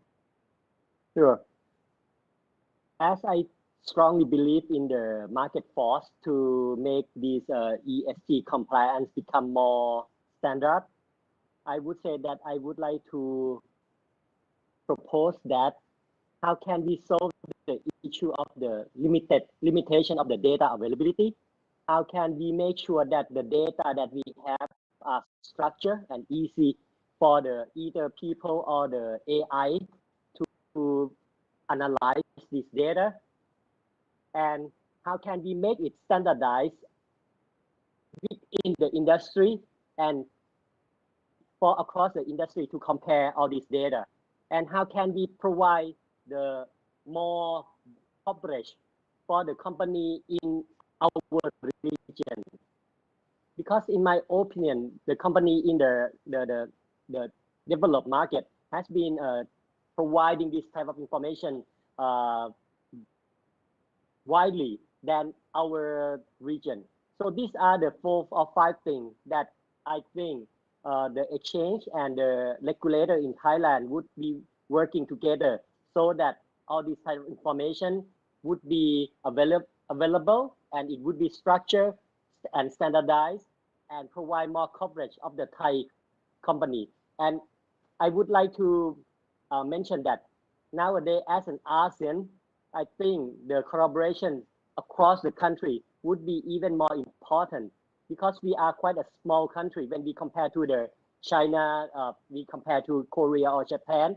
So if we can combine these standard, combine this format, combine this availability across the country so that ASEAN as a group can provide this ESG product as a regional product, it would attract more investors to get into our investment opportunities and certainly would push this company to provide more and more information and do more and more activity. And investors would be the people who actually incentivize them to do so. Thank you, and certainly aligned with the JC3 Subcommittee 5 that was launched this year on data, something we can all learn from across the region. Thank you very much. Joanne, what would be your quick call to action for the audience? Yes, I have 3 asks. So first, recommending most targeting at the banking sector in ASEAN countries. First, set climate-related and natural capital risk strategies for the entire portfolio. Second, set sector-specific policies, such as deforestation policies, that apply at project and corporate levels. And third, set science-based targets, and including the decarbonization pathways. We've conducted in WWF's research called Sustainable Banking Assessment. We call it SUSBA, and you can quickly type susba.org to find more information about it. And I think their banks in ASEAN countries are making progress, but there's a lot more to do in terms of the policy and setting targets on risks. So these are the 3 points I'd like to ask. Thank you, Joe, and I'm very much aligned to what Ken was saying around reporting and risks and returns. So thank you very much. And the final word is with you, Dr. Zaini. What is your call to action? Number one, we would like to get people to be with us to mainstreaming and strengthening climate governance. It's a long, lengthy discussion on what climate governance is all about, but we started doing that, and this year we have Climate Action Council chaired by Prime Minister, the first time we met. So we want to have it another one later this year. So whatever we discuss, the issues that we have today, we will be able to discuss within that framework. And second, we would like to encourage the approach of planetary health. It's not segmented, but it is planetary. It's more wholesome in looking at environmental sustainability. The third one, resource mobilization must be seen. There are big corporations without sustainability officer. I'm not sure how they derive into numbers related to carbon emission and carbon offsetting and whatnot. So that must be clearly indicated, as well as funding. The fourth one is to enhance public awareness and education, as I mentioned, because finally, what we aspire to have is a green lifestyle in the society that have through habitual change that derive and drive the whole transformation that we want to have. And then environmental sustainability will be a reality, not a fake change, but it is a reality that really change our life for betterment. Thank you. Thank you. And on that note of winning the hearts of minds of everyday people, I think that's a really nice way to stop. I think that's right. That's how big change happens, by getting a lot of people to do small changes. With that, look, we've taken up a bit of the audience's time extra. Thank you for bearing with us. Thank you for that excellent session to the panelists and also to the folks behind the scenes who are making it all work. I think back to you, Alina and EY. This session is now officially over.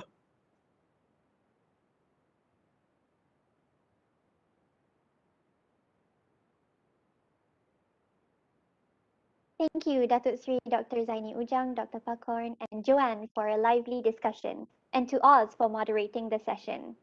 The financial landscape is rapidly changing as stakeholders, including civil society, institutional investors, government agencies, and regulators, are becoming more and more informed about climate change. It is inevitable that they will expect financial institutions to play a part in managing the impact of climate change. It starts with transitioning ourselves and our business so that we can scale up private finance towards the low carbon economy. So for the financial institutions tuning in, take this as a call to action. Start now in embedding sustainability and ESG compliance into your day-to-day business operations. We will now pause for a short break. During this break, we will play Sir David Attenborough's message for those of you who missed it earlier. Please rejoin us at 11 a.m. for a session on sustainability as a strategy. In the meantime, keep sharing your views on sustainable finance on social media using #FinanceForChange. And for those of you tuning in via YouTube, please use the Mentimeter function with description on the YouTube events crawler to share your views as well. Thank you.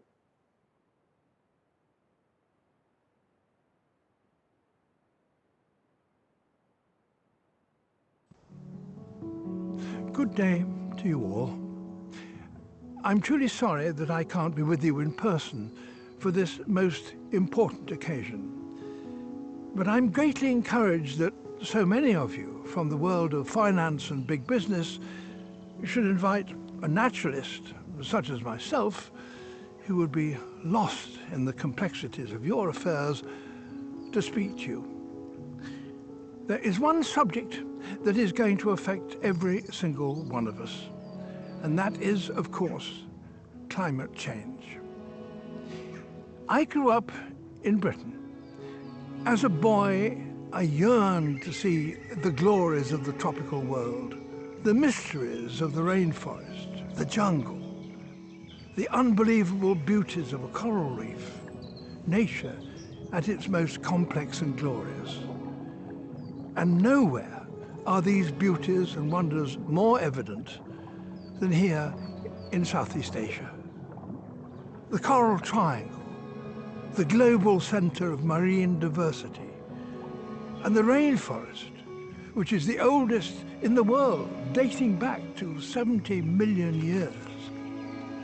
And when I got here, I was not disappointed. I came here nearly 70 years ago, and these wonderlands were exactly like that. But since that time, they've changed. They have been dreadfully damaged, and I have seen it happening.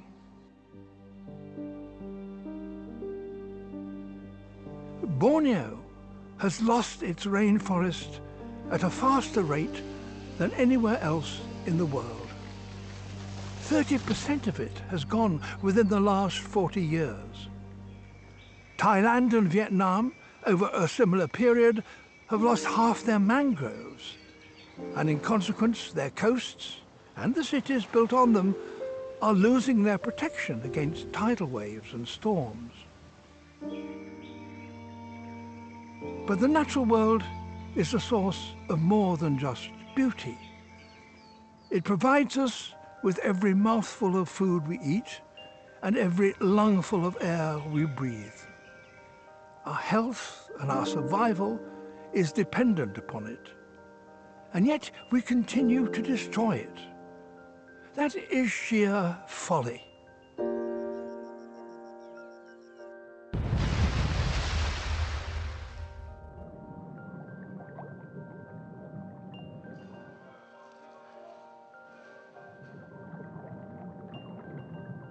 But these losses are not irreversible, not yet. Nature can recover if given the chance. Mangroves can be replanted. The rainforest can spread back into areas where it once flourished. Coral reefs will regrow if allowed to do so, and with a speed that will astonish anyone who's not familiar with the underwater world. And cities themselves, the home for so many of us, can welcome back wildlife and help it flourish, as Singapore, the city of nature, is now demonstrating so dramatically. Rainforests can still help to regulate world temperatures. Urban green spaces can help cool our cities and reduce the risk of floods. ASEAN has played a central role in this recovery and must surely continue to do so with even greater determination and vigour. It's within your power to do even better. Humanity working together could, even now, stabilise the global rise in temperature to below 2 degrees, and so avert a major worldwide catastrophe.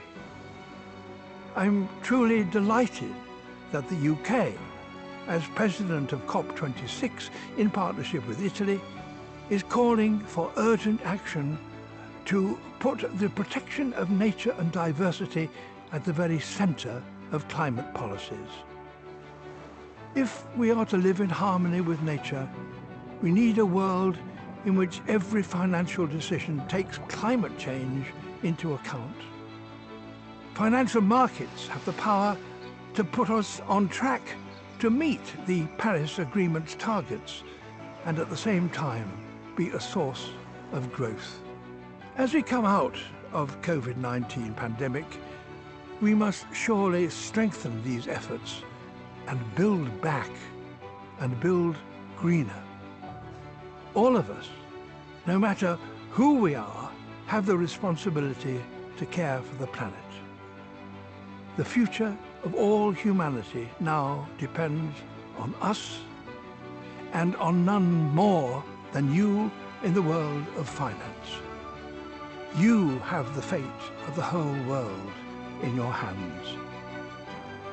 Thank you very much for listening to me, and I wish you every success and wisdom in your deliberations. Thank you.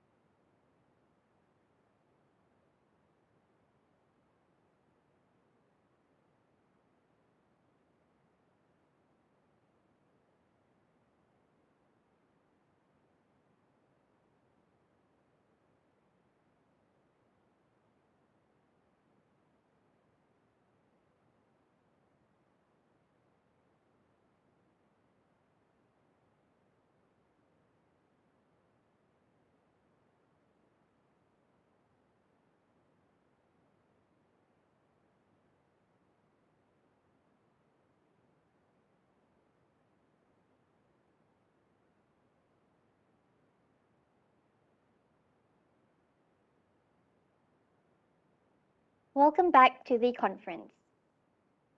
I am pleased to introduce our next session, a fireside chat entitled Sustainability as a Strategy.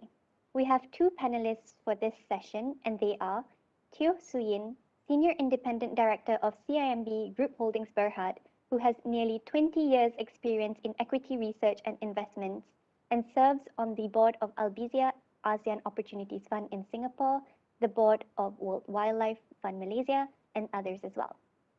And we have Shane Elliott, CEO of ANZ Bank, who is an international banker who has spent more than 25 years working in Asia, Europe, the Middle East, the Americas, and the Pacific. This session will be moderated by Matthew Nelson, Global Climate Change and Sustainability Services Leader at Ernst & Young. who has nearly 20 years' experience in providing advisory and assurance services related to sustainability, non-financial reporting, climate change and energy, outcomes measurement, and environment, health, and safety. If you have any questions on this topic, please submit them via the WebEx chat function. Please send questions to all panelists. And for those of you joining us on YouTube, please submit your questions via Mentimeter. The code is 93853289 and can be found on the event description. Please check this information by expanding the description bar at the bottom of the YouTube video. We will do our best to direct your questions to the panelists. Without further ado, may I please invite the speakers for this session to turn on their videos, and I will pass audio to our moderator, Matthew. Thank you very much, Elena, and thank you for the opportunity to facilitate what we'll call a fireside chat rather than a panel, so that we can keep it as informal as possible. I'm very privileged to be facilitating this discussion with Shane and Sue Yin. I think it's going to be a fantastic conversation, and I'm really looking forward to hearing a lot about what the two organisations and your careers in sustainability and how they've intersected. But I do encourage people to put questions into the chat. I've got it open next to me, so I will keep an eye on it. And I can put some of the hard questions, Shane, to you and to you, Sue Yin, as they come up. But while we do wait for some questions to come from the audience, maybe I'll kick us off. Shane, if I start with you, you know, the ANZ has been on the sustainability journey for some time now. It's not a recent phenomenon for you, and I think as a result, you are likely to be more mature in this journey than perhaps many of other financial institutions or even other organisations across the Southeast Asian region. Maybe you could give us a bit of a sense as to your own journey and some of the lessons learned that you've found in how you've taken what ANZ has done previously and sought to ramp that up in your role as CEO. Yeah, sure. No, well, thanks very much for the opportunity to share a little bit about the way we think about this at ANZ. So I think there's really two perspectives. The first one is really it goes to the basis of our purpose as an organisation, and you know, we're almost 200 years old, and the purpose of ANZ is to shape a world where people and communities thrive. And if you sort of think that through, people and communities only thrive if we live in a sustainable way, and I mean sustainable in the broader sense of the term, both clearly from an environmentally sustainable way, but also in an economically sustainable way. So, you know, that is why it's important to us. It's at our heart, the purpose of the organisation. It's why, you know, 40,000 people come to work every day in 30 odd countries around the world. So that's really critical and why it matters. Secondly, I think, and very much related, is, you know, what are banks for? What do we do? And what we do is we actually enable change and transition. We enable small businesses to grow to be big businesses. We enable transitions of economies, you know, and we're going through a phase where there is a transition to a more sustainable world that has immense ramifications and challenges for organizations. But actually, as a bank, it's equally has immense opportunity, because that's what we do. We put our capital, our shareholders' capital, and our depositors' funds to work. We allocate that capital to finance change and transition. And what bigger transition is happening in the world today than the environmental one? And so it is part and parcel of what we do. What's exciting about this is, if you think about our core activities, the things that you need to be able to do in terms of to participate and enable that transition are actually things that banks like ANZ are very good at. You know, we're good at things like big project finance, understanding how to take, you know, how to finance, you know, projects of tens of billions of dollars that have long-term paybacks. Well, guess what? A lot of that sustainable future looks just like really big project finance things that we would have done, and we learned the technology we have to be able to do that we've seen and put to use very much across Asia in particular, as we've seen this massive infrastructure boom over Asia over the last 20 or 30 years. Well, it's really taking that technology, if you will, the financing capability of that, and applying it to the sustainability investments. And, you know, my team, when we sit back and think about the scale of that opportunity, literally the trillions of dollars that need to be spent globally to enable that transition, banks will have an important role, like ANZ, in actually, well, how do we put our skills, our experiences, our know-how, and that financial capital to work to enable that? And of course, finally, actually what we've learned through this period is that our customers are really, they're the ones who are actually doing the hard work. And because we deal with the largest multinationals and the largest national champions in the world, our customers are leading this movement with us. And so, they're transitioning their own businesses, they're seeing new opportunities, whether it's in areas like hydrogen and other things. And, they're using banks like ANZ, and not just us, but banks like us to consult and discuss and figure out what are the ramifications of that very much in a financial sense, and then actually how together do we allocate that capital to enable that. So it's a really exciting point. I think it's great that the tone here is about opportunity as opposed to just seeing this as a risk management issue, which it is. It is about risk management in a bank, but it's equally about embracing significant opportunity. Thanks, Shane. You mentioned a number of stakeholders in that discussion. You mentioned investors briefly, you mentioned your own people, you mentioned customers. Have you found that a particular stakeholder is really important to get on board, or even have you found any of them hard to get on board with that journey? That's a great question. Our people, I would say the staff probably get it the most, and very passionate about it. I mean, I don't want to be judgmental, but generally there is a generational issue here, and banks in our region, in particular in Asia Pacific, are generally quite, have a lot of young people, and I know that when people are choosing where to go and work, and the kinds of organisations, and not just banks, that they want to, attach themselves to and be part of, that sense of purpose, that sense of them, caring about the environment is really important to people. So I think they're probably further ahead and really quite easy for us to engage in this. Regulators are grappling with a lot of this in terms of what the ramifications are. That's one group we didn't talk about. And, and again, as a global bank, we have to deal with not just regulators here in Australia, but we have regulators in multiple jurisdictions, and some are much further ahead. So our regulators in the UK and Europe, Northern Europe, are probably a lot further ahead in their thinking. It's also true in parts of Asia, although not generally right across, etc. So that's one. Investors fit into many camps. I would say the vast majority of our investors are very progressive and really think about it as, how do we make sure that we're getting the right balance between risk management, and I mean that in the broadest sense of the terms, from good old-fashioned credit risk all the way through to managing regulatory and social license risk, if you will, but also balancing that with that opportunity, as I mentioned before. And so investors can some skew slightly more worried about the risk side of it, the stranded assets arguments, those sorts of things, social license, and then others are more interested probably in opportunity. But investors are actually really engaged. I can tell you, in my time as CEO, I've been 5 years as CEO, and I was CFO before that. So I've been dealing directly with our investors for a long period of time. In the last 18 months, there has been a massive shift of interest. Every single investor meeting, the whole ESG subject, and particularly around the environment, comes up. That was not true 2 years ago. It certainly wasn't true 5 years ago. Now it is a major topic of every single investor discussion that we have. And then our customers actually, interestingly, depending on what they do, and we deal with all sorts of customers doing all sorts of things, some are actually a lot further ahead in their thinking about this. Some are further behind, but the vast bulk are sort of with us. And so we're learning together, and they want to exchange views and opinions and really sort of discuss and debate things. So it's there's a sense that we're partners in this transition as opposed to anything else. Great. Thanks, Shane. And I think maybe if I throw it to you, Sue, from a board perspective, based on what you've heard from Shane, is the context similar?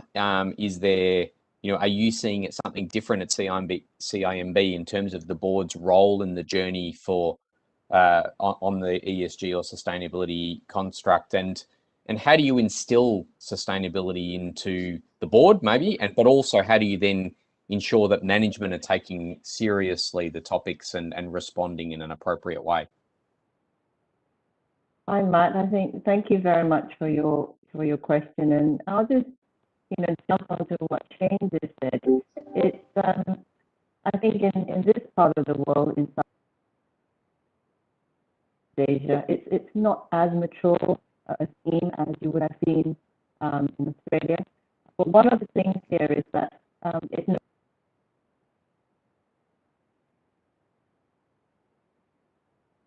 We may have just lost you, Su Yin. We may have just lost Su Yin there. So while we wait, Shane, for Su Yin to come back online. Yeah.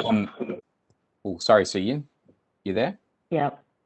I'm not sure where I lost you. But I was just saying that I was just going to take a leaf from Shane's spiel earlier, which is in this part of the world, it's not as advanced in terms of the sustainability theme. It's seen as a bit of a nice to have in this part of the world. But I think this is going to change quite dramatically. We're seeing regulators asking for it, shareholders are asking for it, employees are asking for it. But more importantly, we've seen from the oil and gas industry how activist shareholders are really, giving all in the industry a hard time. We can only look to what recently happened to Shell, where a group of activists took Shell to court in the Dutch court and won, forcing Shell to deal with their greenhouse emissions quicker than they wanted to. This is going to come to the banks as well, not just in Australia or the US, but Southeast Asia as well. So I think as a board member, this is a super urgent call to action. If you've not put a toe in or done anything, you've really got to dive in right now. As for our journey in CIMB, it's relatively early. It's about just under 2 years old. A lot of good work's gone into it. We've obviously done the framework, what I would say are the important box ticking exercises. But I think, what is really important is to build a culture around this. Is to really embed down the true values of sustainability and be genuine about this. Employees will suss this out very quickly. So as a board, we have to make sure that the board is skilled correctly. We have to support the CEO in this journey. We're all new to this. But also, I think the other thing as a board we need to do is to make sure that sustainability is right up there in terms of priorities. So one of the things that CIMB has done, apart from starting this journey, is of course we've put in 5 sector guides over the last 18 months, of which the coal sector guide ensures that we don't touch coal from now on. We're one of the first FIs in this part of the world to do that. In addition to that as well, what we've done is to ensure that we set up, we're progressing towards setting up a sustainability and governance committee at the board level to make sure that these agendas are actually taken up at a very high level and not just sort of palmed off to the CEO. Sorry, Shay, not saying that you get palmed off to doing lots of stuff, but I think board members tend to leave a lot of the nitty-gritty, granular work to our CEO, but actually the board has to take responsibility for this and work in partnership with the CEO and the team. Thank you. Yeah. Thanks, Ian. I think that's great steer in the context of the connection between the board and management and the CEO, Shane, in terms of what the different roles that you play, but being on the same page in how we take it forward.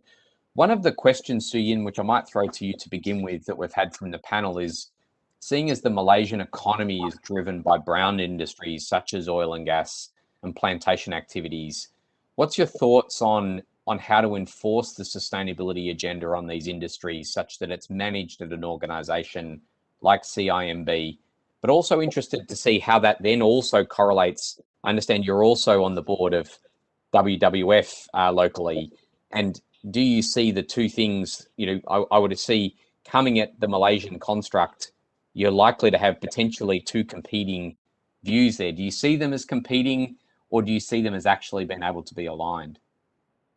Yeah, Matt, I'll take this in 2 parts. First, I don't think the oil and gas industry or the plantations guys need a stick from the financial guys.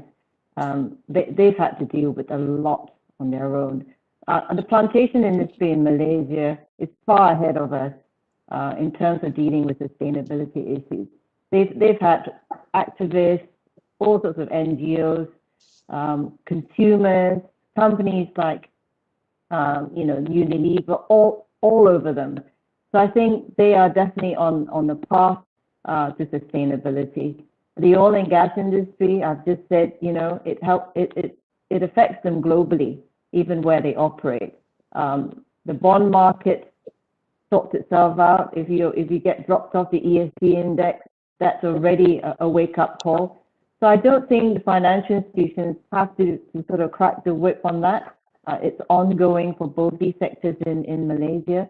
But I think the other perspective, which is your second question, relates to, is that financial institutions, as James said, we are sort of really change agents, and I think we should embrace that. As given my role in WWF, I'm incredibly lucky to be part of CIMB, part of Albizia, and part of WWF. What's really interesting is that we think of NGOs as being very, very different from financial institutions, but actually we're quite similar in many ways. They are trying to bed down structures, framework, things like looking at how you do succession planning, risk management, audit, no different from financial institutions. But one thing financial institutions should learn from NGOs such as WWF is they're in it for the long term. I think historically banks have been a little bit short-termist, and we're known as sort of the baddies from the financial crisis. But actually, the long-term approach by NGOs is something we should actually take a leaf out of their book. Thank you. Thanks, Ian. Great insight there in terms of the connection and the change within the financial institution sector and how that's shifting. Shane, a question that we've also had from the audience to you is, how do you start the journey by still ensuring revenue and capital are maintained? So I think this is kind of a question of, can you deliver shareholder returns whilst also managing this issue of sustainability and ESG? Well, the short answer to that is yes, and absolutely you can. I mean, obviously there's a timing issue that we need to be cognizant of here, and our job as either board members or executives is really to create long-term value for our various stakeholders. So I'm highly confident that you can. I think what we need to do a better job of, and I know this is true at ANZ, and certainly I believe so for the industry, is actually explaining and being better able to articulate why it's not a trade-off. It's not sustainability or shareholder returns or profitability, but actually there's an alignment of interest here. And I think there absolutely is. And the question, I think, if you dig into the way the person here has asked the question, it's really about the timing. Because I think in the long term, that alignment is very, very clear. Actually, you could argue we've always been in the sustainability business. We wouldn't still be here after 200 years if we weren't. So we've always been in the business of understanding trends, making sure our capital, our resources, our people, our management time is really focused on the future, as again, because that's what sustained us for this long period of time. So it's a sort of a natural thing for us to do. And during that period, we've had to make all sorts of trade-offs. We had to make trade-offs during the Industrial Revolution. We've had to make trade-offs during the sort of technology revolutions. We've had to make all sorts of trade-offs as the economy changes its shape. And of course, I think actually banks and financial institutions are actually really quite adept at doing this on average. And so I'm not particularly concerned about that sort of, we're going to have to take some sort of pain on revenue or capital. I don't believe that at all. And that's why I think, it's really important as an industry, we focus, and I think we need to do a better job of talking to the community and the sort of the political class about the opportunity that's here as well, that comes, and I see the opportunity as quite immense. So I think the way to get started is to be really clear what you're going to do and what your role is as an organization. And, it's about us taking what we're already good at, some core basic skills and ways of getting things done, taking our sources of competitive advantage, our regional network, et cetera, and say, how do we apply those with a sustainability lens applied to it, as opposed to, hey, we're starting something completely fresh we've never done before based on no particular capability we have. That would be much more frightening. And that, I think, you would be talking about probably putting capital and revenue at risk. But this is really more about pivoting and taking advantage of the things we do really, really well. And there's lots and lots of things we do really, really well, just like there are lots and lots of things that CIMB and others do really, really well.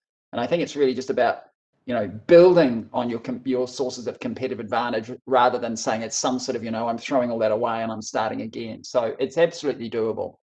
Yeah. And actually, Shane, that's not a bad segue to one of the next questions, which I think you've kind of answered to some extent, but I might therefore throw to you, Su-Yin, which is the question was, what are the levels of capability of the teams involved in sustainability, and how do you improve and build that capability within your businesses? As someone, you mentioned, relatively new to the journey at CIMB, having been a couple of years in, Su-Yin, what's your view on that? Is, you know, do you feel confident that CIMB has the capability within its board, within its management, and within its ranks to be able to meet the challenges that come? Is it a new capability that's needed, or, as Shane talked about, is it more a pivot of other capabilities to broaden the focus? I think, Matt, nothing is perfect at the moment. I think not just for CIMB, for everyone. I think, you know, personally, I feel that I'm slightly uncomfortable with this topic, and I think that's healthy, because I just feel there's so much out there to learn. It's quite an overwhelming topic, and I think if other board members who are on this at the moment and listening to this shouldn't feel intimidated by it. So which leads me to the board and the skill sets that you talked about, is that it's absolutely imperative that you ensure that the right skill sets are not just on the board, but also on the right committees. And the sustainability being a relatively new topic in this part of the world, the talent is a little bit thin, not just from board level, but goes right down to C-suite, to working level.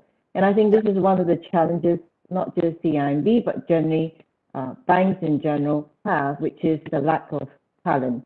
And what this also means is that it just forces you to be a little bit creative. You can't source skill sets and bring them in. You've got to invite them in as advisory panels, etc. I think that's a good way of addressing it. I think it's also important that, you know, as a board member, one looks at the development plans for a CEO or C-suite staff, that they do have sustainability added in, because it's such a fast-changing topic that we've got to make sure it's our responsibility to make sure that they are well supported in that area.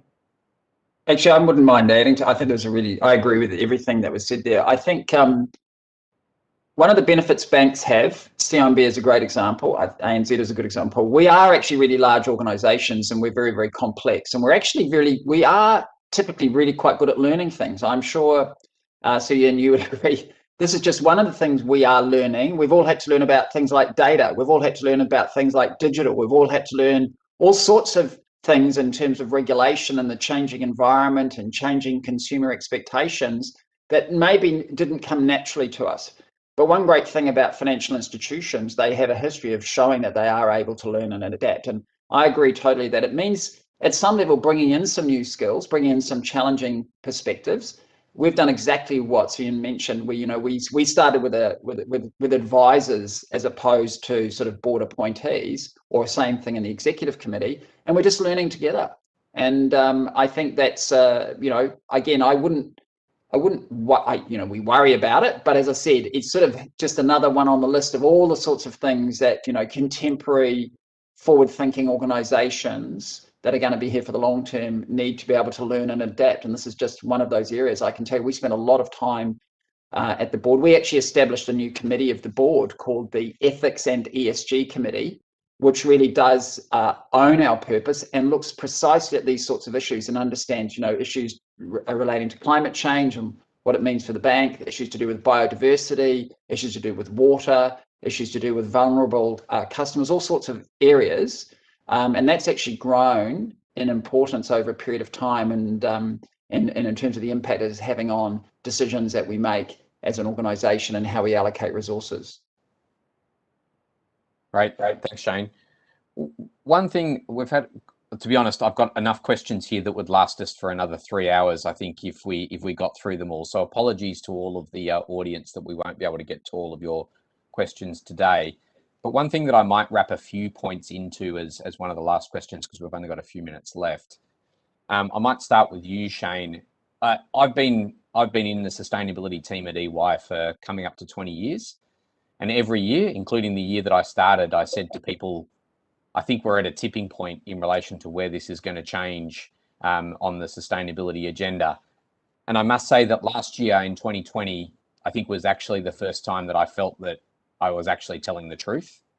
So I do feel that we are at a tipping point, and some of the questions are about, how are you having hard conversations on net zero transition for some of your clients that you're lending to? What are going to be winners and losers from this process as we hit that tipping point? And I feel like that is the case. And that's my observation. I know, Shane, you touched on it very briefly, but interested in your thoughts initially, and then I'll throw to you, Soo-Yin, to get your points as well. Is this actually going to be the tipping point in which we actually start to really see the rubber hit the ground, Shane, and actually start to see some of those winners and losers from this process? Yes, I think it's an absolute unqualified yes. And the reason is, while I haven't been intimately associated with the field of sustainability as long as you have, Matthew, I don't think you've ever had a situation before of a coming together of all stakeholders, not some, all stakeholders, having this in the top of their list, somewhere in that top 2 or 3 issues that confronts them. So you've got an alignment first of all stakeholders, and second, you've got a global alignment on this issue.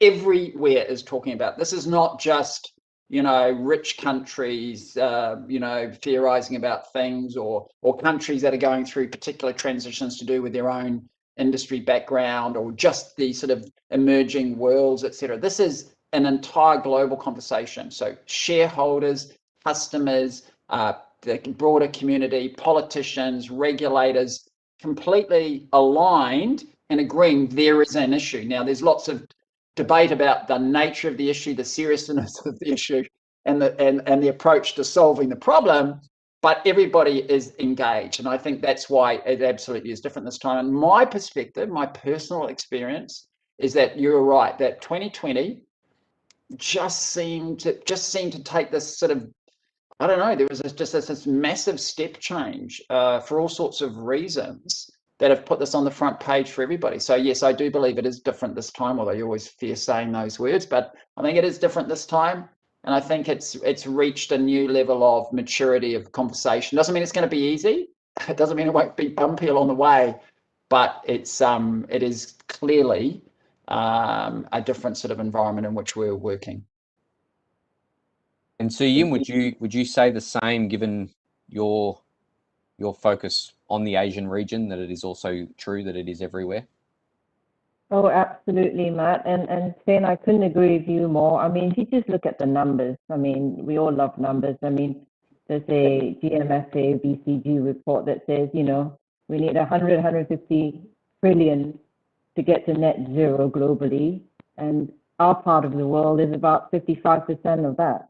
And in the Malaysia context, it's about $3 billion US a year, or 1% of GDP, to get us to net zero. So these are scary numbers, but I think you're absolutely right. We're at this sort of critical point where everyone's on side. I think there was a huge movement, as you say, in 2020, not just from the Greta Thunberg movement, but the Dalai Lama is talking about it. So if anyone's not on board, you've got to hop on soon. It really is critical, and I'm really pleased that Shane, you brought this up. I've not thought about it from a sort of a global perspective, that everyone's now got a common goal, which is great.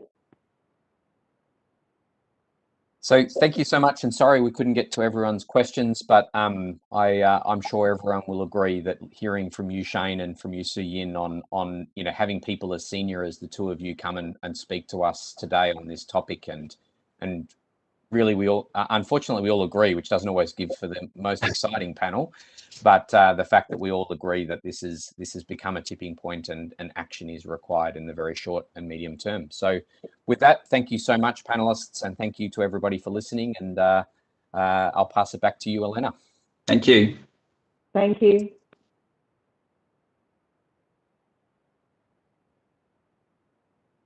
Thank you, Suyin and Shane Elliott, for sharing your views and experience.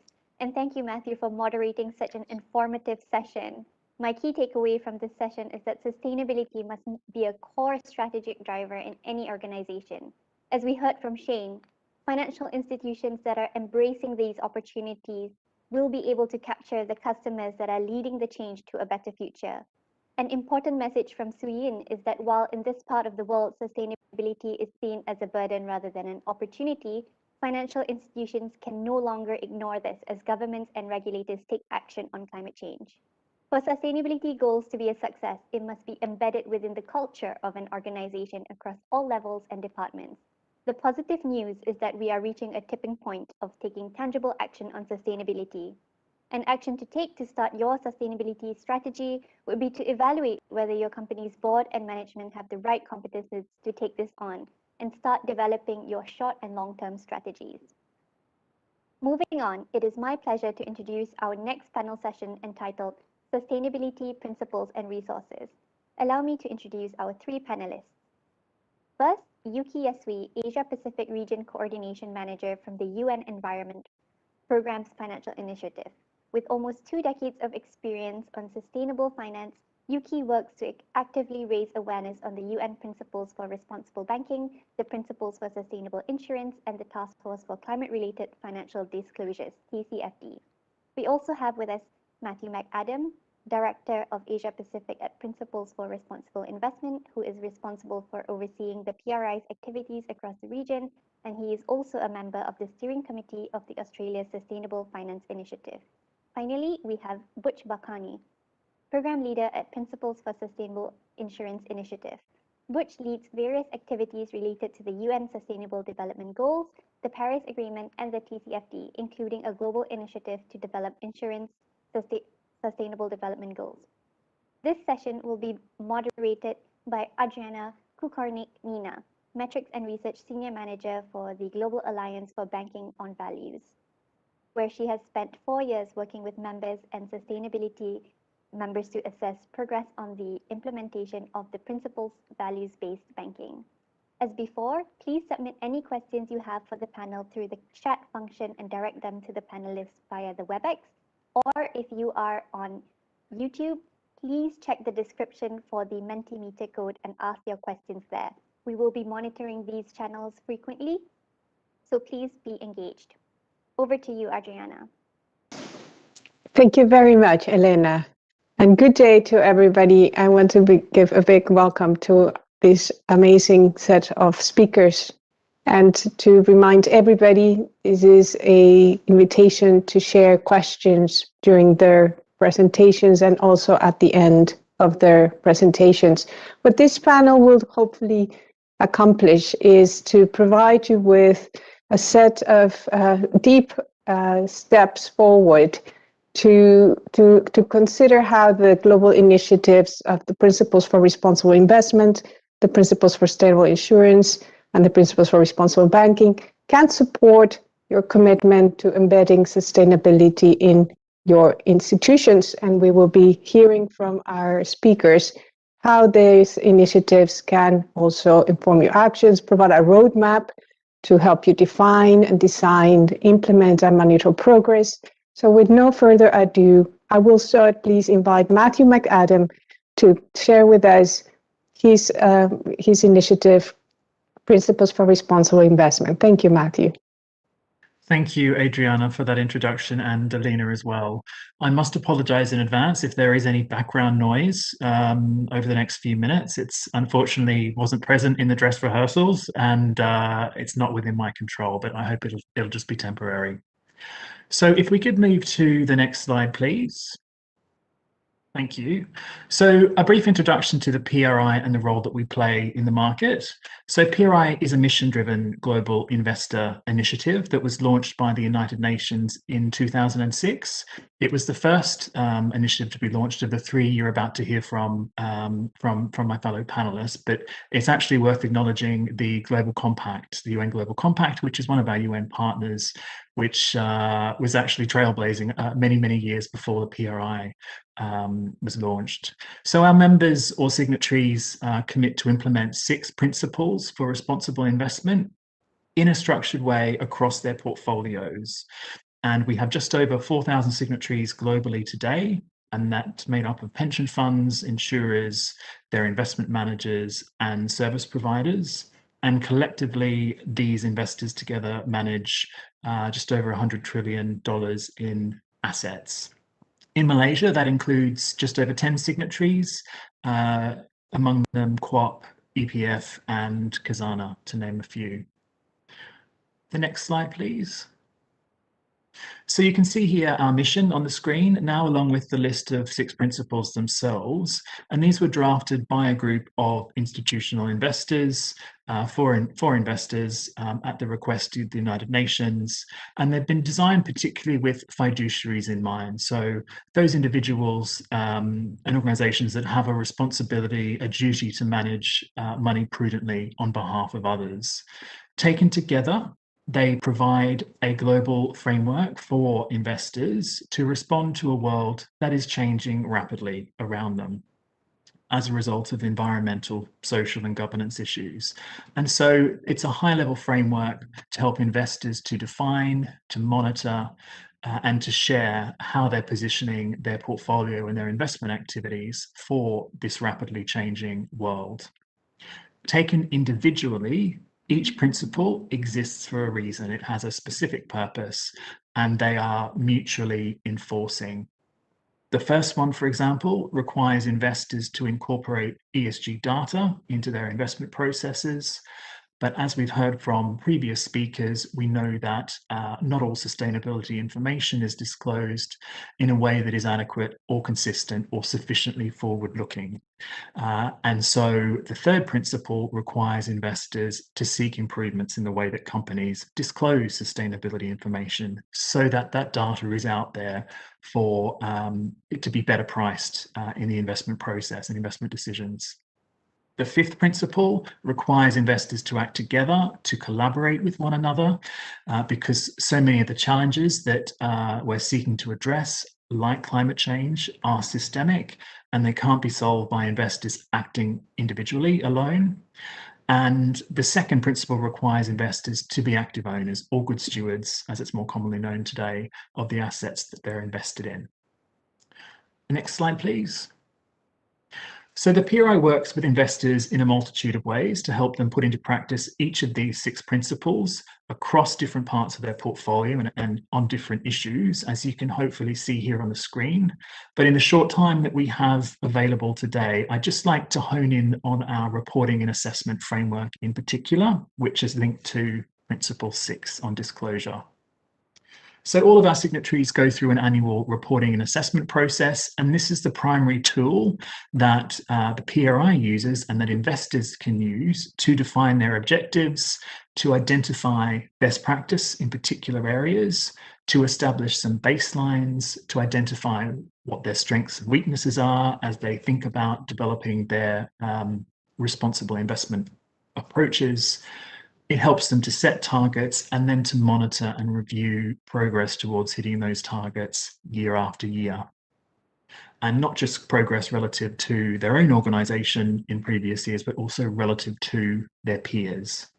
And the PRI provides confidential assessments to signatories each year to help them benchmark and monitor this process, which is really a fundamental part of the learning and development process.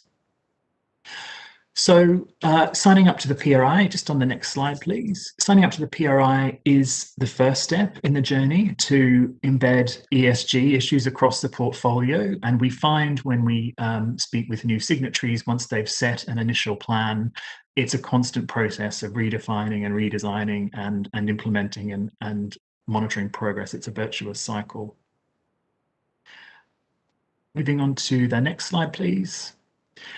So the confidential assessment reports that I mentioned is where we give each investor a grade for their progress, and those grades are compared to investors in different peer groups depending on the size of the organization, their geographic location, and their level of assets under management. So the performance of a new signatory in Asia, for example, isn't graded against the performance of a signatory in Europe that perhaps signed the principles 10 years ago and has quite a well-resourced team and a sophisticated approach to thinking about ESG issues. Signatories in Asia will be benchmarked against the performance of other signatories in this part of the world. And we find that asset owners and investment consultants who are advising those asset owners find this information increasingly useful when they're doing their own due diligence in their search and selection processes when it comes to appointing new managers. So the one example I'd like to give here is the work that the PRI has been doing on the TCFD. Now, the PRI has been tasked by the FSB to drive forward the implementation of the TCFD framework across the institutional investment industry, much the same as the CDP has been tasked with driving forward implementation of TCFD by corporates. And I think the key thing to note here for investors is that the TCFD framework, if you're not familiar with it, goes well beyond portfolio carbon emissions, which I think historically were considered by investors to be the main way to assess climate risk, or certainly a good proxy for assessing climate risks on a portfolio. TCFD goes much further beyond that to look at the physical and the liability and the transition risks associated with climate change. And what constitutes effective, decision-useful financial disclosures. This is really important for investors because developing a credible climate change transition strategy is a very high priority. In fact, it's the #1 priority from our signatories globally, and it's increasingly the priority of regulators as well. At the international and the local level, I note that developing guidance on TCFD aligned disclosures and risk management and scenario analysis is a stated priority of the JC3. So I'm sure you'll be hearing a lot more about this over the next couple of days.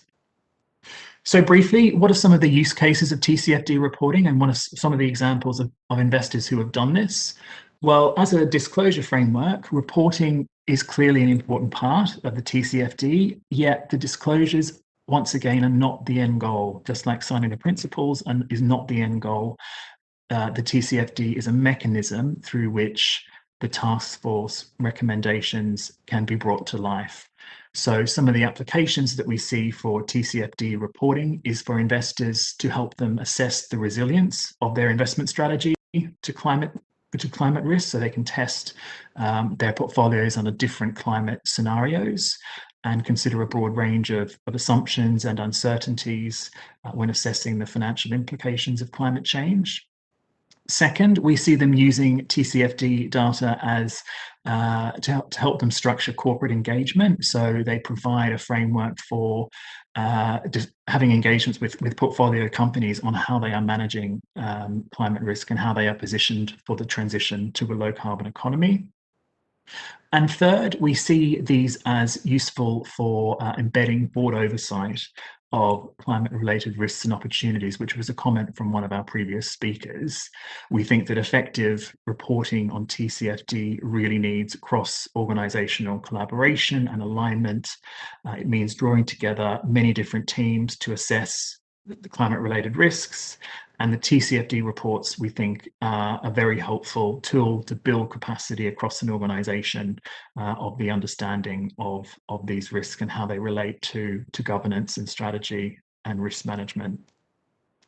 Just moving on to the final slide. So to briefly illustrate, this is a framework that we've developed at the PRI to assess investor readiness for the climate transition.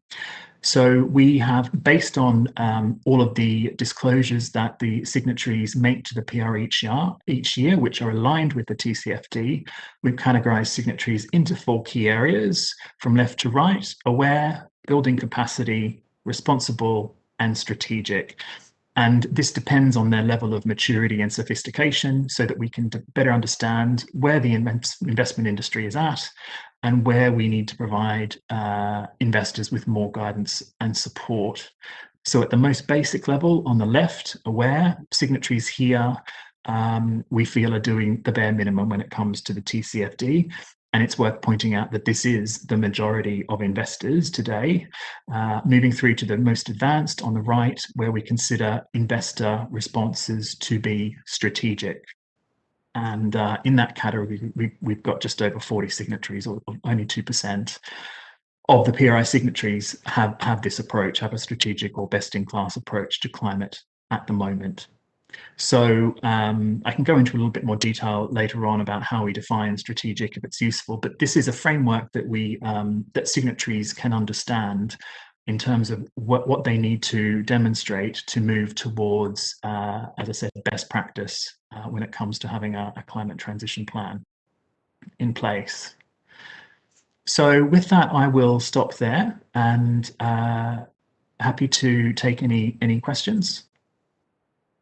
Thank you very much, Matthew. That really helps us. And I would like to invite Butch and Yuki as well to turn on their cameras so we could all see each other. And I would like to ask you, Butch, what questions do you have in relation to what you have heard from Matthew? My questions related, sorry, I didn't hear that. Yes, what questions does the introduction we've received from Matthew, what questions do you have in relation to what you have heard? My questions are probably related to, I think, how the PRI is engaging insurers as institutional investors to see how they are looking to align what insurers are doing as investors into their underwriting activities on the other side of the balance sheet.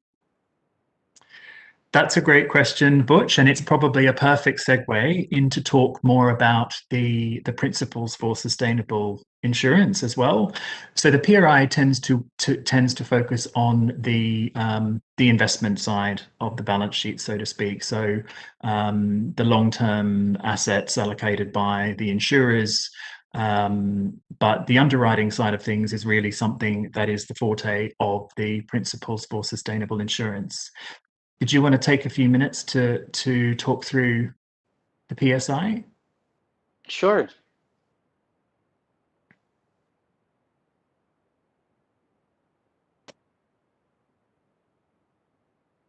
So why don't we just go to the next slide? So, okay, I think it's important to frame the insurance industry in a holistic way. So, and the master narrative of the PSI is simple. The three roles of the insurance industry in economic, social, and environmental sustainability are the role of a risk manager, the role of a risk carrier, and the role of an investor.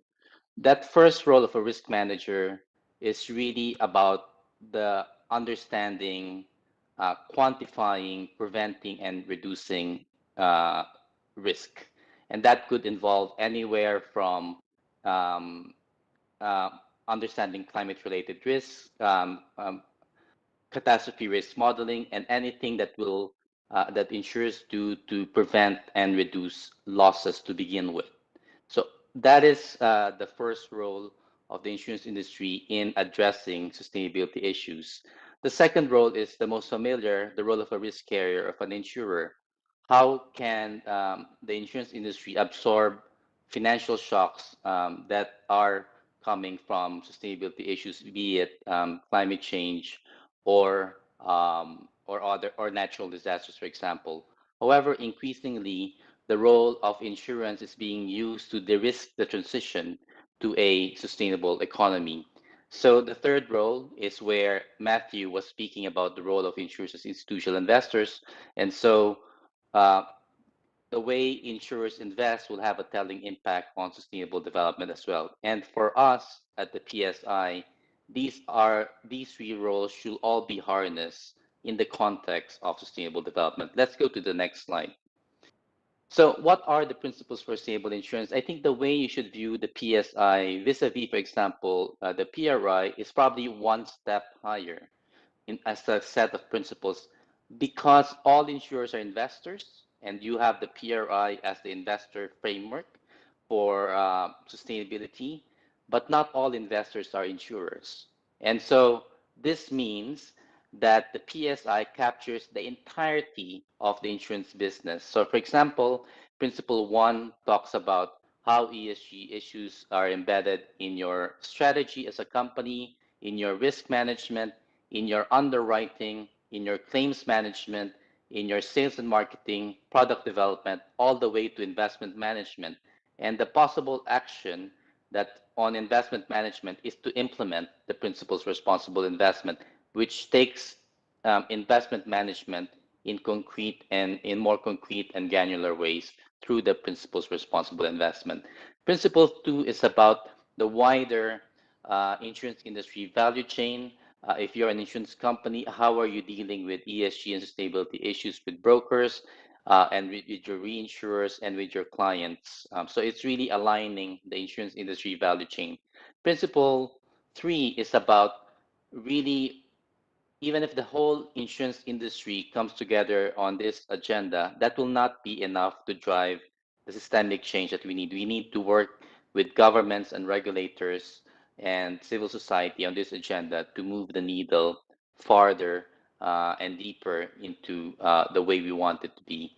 And principle 4 is accountability and transparency, just like all the other principles that we're going to be discussing right now. Companies are required to disclose how they're implementing the principles and to disclose this on an annual basis. So the principles really are a means to an end. It's not the end point. And I can show you now in the next slide what we are trying to do to really move the needle globally and across markets on how to move sustainability through insurance markets. So first there, looking at our master narrative and the 3 roles, TCFD, Matthew already touched a little bit on it, but for example, last year we convened the largest group of insurance companies to pilot the recommendations of the TCFD as far as insurance portfolios is concerned. And while insurance companies worldwide have a lot of history, for example, on catastrophe risk modeling, using climate change scenarios in a forward-looking way that will look into the physical impacts of climate change, as well as the transition from a high carbon to a net zero emissions economy, and even potential litigation risks have not really been assessed thoroughly by the insurance industry at large. But this is a learning by doing exercise, and we've done the single largest pilot exercise by the insurance industry so that insurance companies around the world can benefit from that collective exercise. Number 2, there has been a lot of ESG guidance, for example, in the responsible investment space over the years across asset classes. But until last year, there was no ESG guidance on how ESG issues could be addressed in a systematic way in insurance underwriting. Now that exists through the PSI ESG guide, a multi-year exercise that we created so that as an insurance company, you have a systematic way of managing ESG issues in your insurance transactions and insurance portfolios, detecting them, managing them internally, and addressing them and disclosing them to your stakeholders. Now that exists. This year, we're also trying to shape the whole agenda for the life and health insurance industry beyond them as institutional investors, which they're already active in the PRI.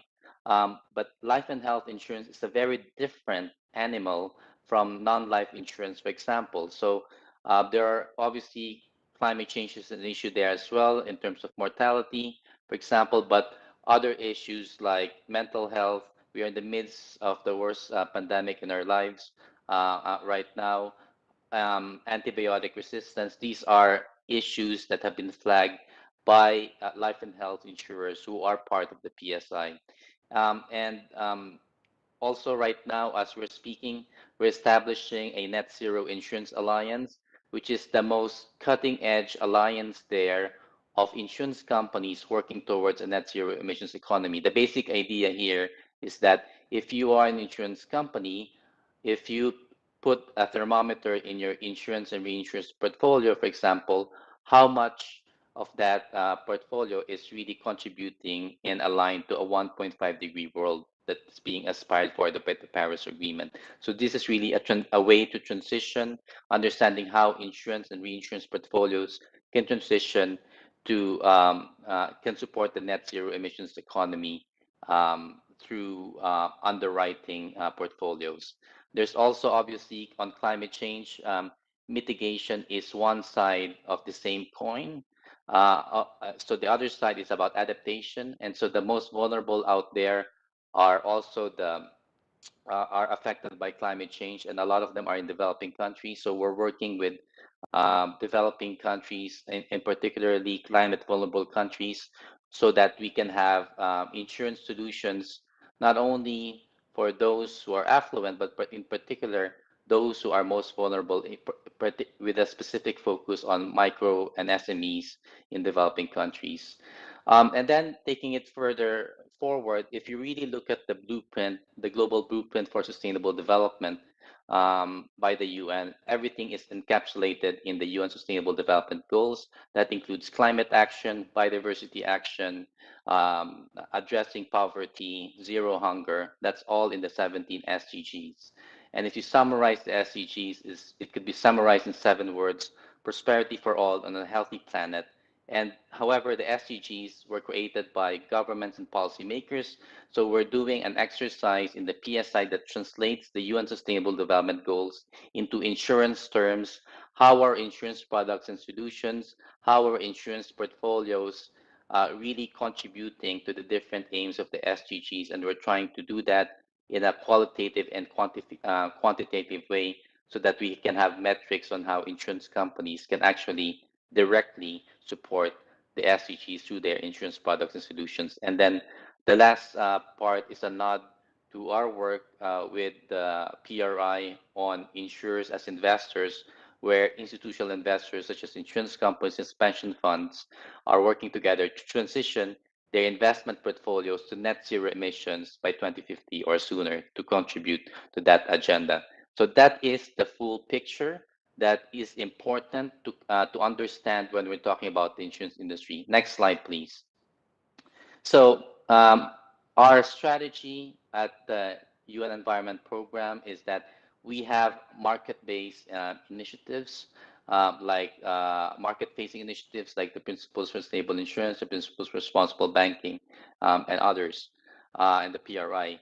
However, we have also created and convened a sort of PSI for insurance regulators, and this is called the Sustainable Insurance Forum.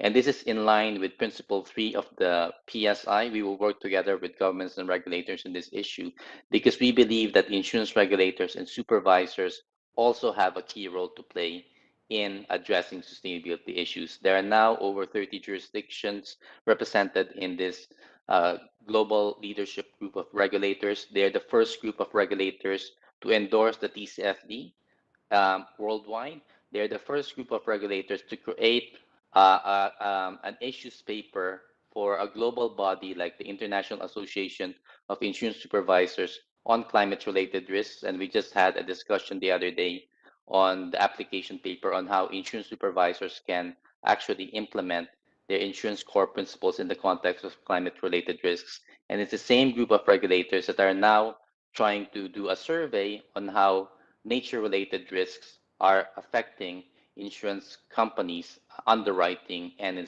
investment portfolios. Next slide, please. So there's been very strong support for the PSI at the highest levels of the UN. And if you're talking about if we're looking at having an eye to Glasgow, Mark Carney is the UN Special Envoy on Climate Change. He believes that the global insurance industry, through its risk management, insurance, and investment roles, has a key role to play in really breaking the tragedy of the horizon that climate change as a systemic issue presents to the global economy and to financial markets. So this is something that we believe we can harness towards COP26 in Glasgow this year. Next slide, please. And so as we start the discussion, I just wanted to say that this is not an agenda that's being driven by one particular region or country only. This is an agenda that's happening around the world, and you can see there how the PSI, be it in Costa Rica, the Philippines, or in the US or in Europe, are really coming together in terms of shaping this agenda globally. Thank you. Thank you very much, Butch. And we are receiving questions from the audience, and I would like to bring in a framing that Matthew made earlier regarding the principles for responsible investment, and that these are mutually reinforcing principles. And the question I would like to ask you is, what sort of tools are available for signatories of the principles for sustainable insurance? And then if you could then connect this with providing some examples of ESG considerations, and this is a question from the audience, examples of specific ESG considerations that can be taken into account for traditional life and health products underwriting and product development. So the first part of the question is, what tools are there for signatories of the PSI? And secondly, can you provide examples of specific ESG considerations are taken into account for traditional life and health products underwriting? Right. So on the tools, this is exactly what I was trying to drive home earlier.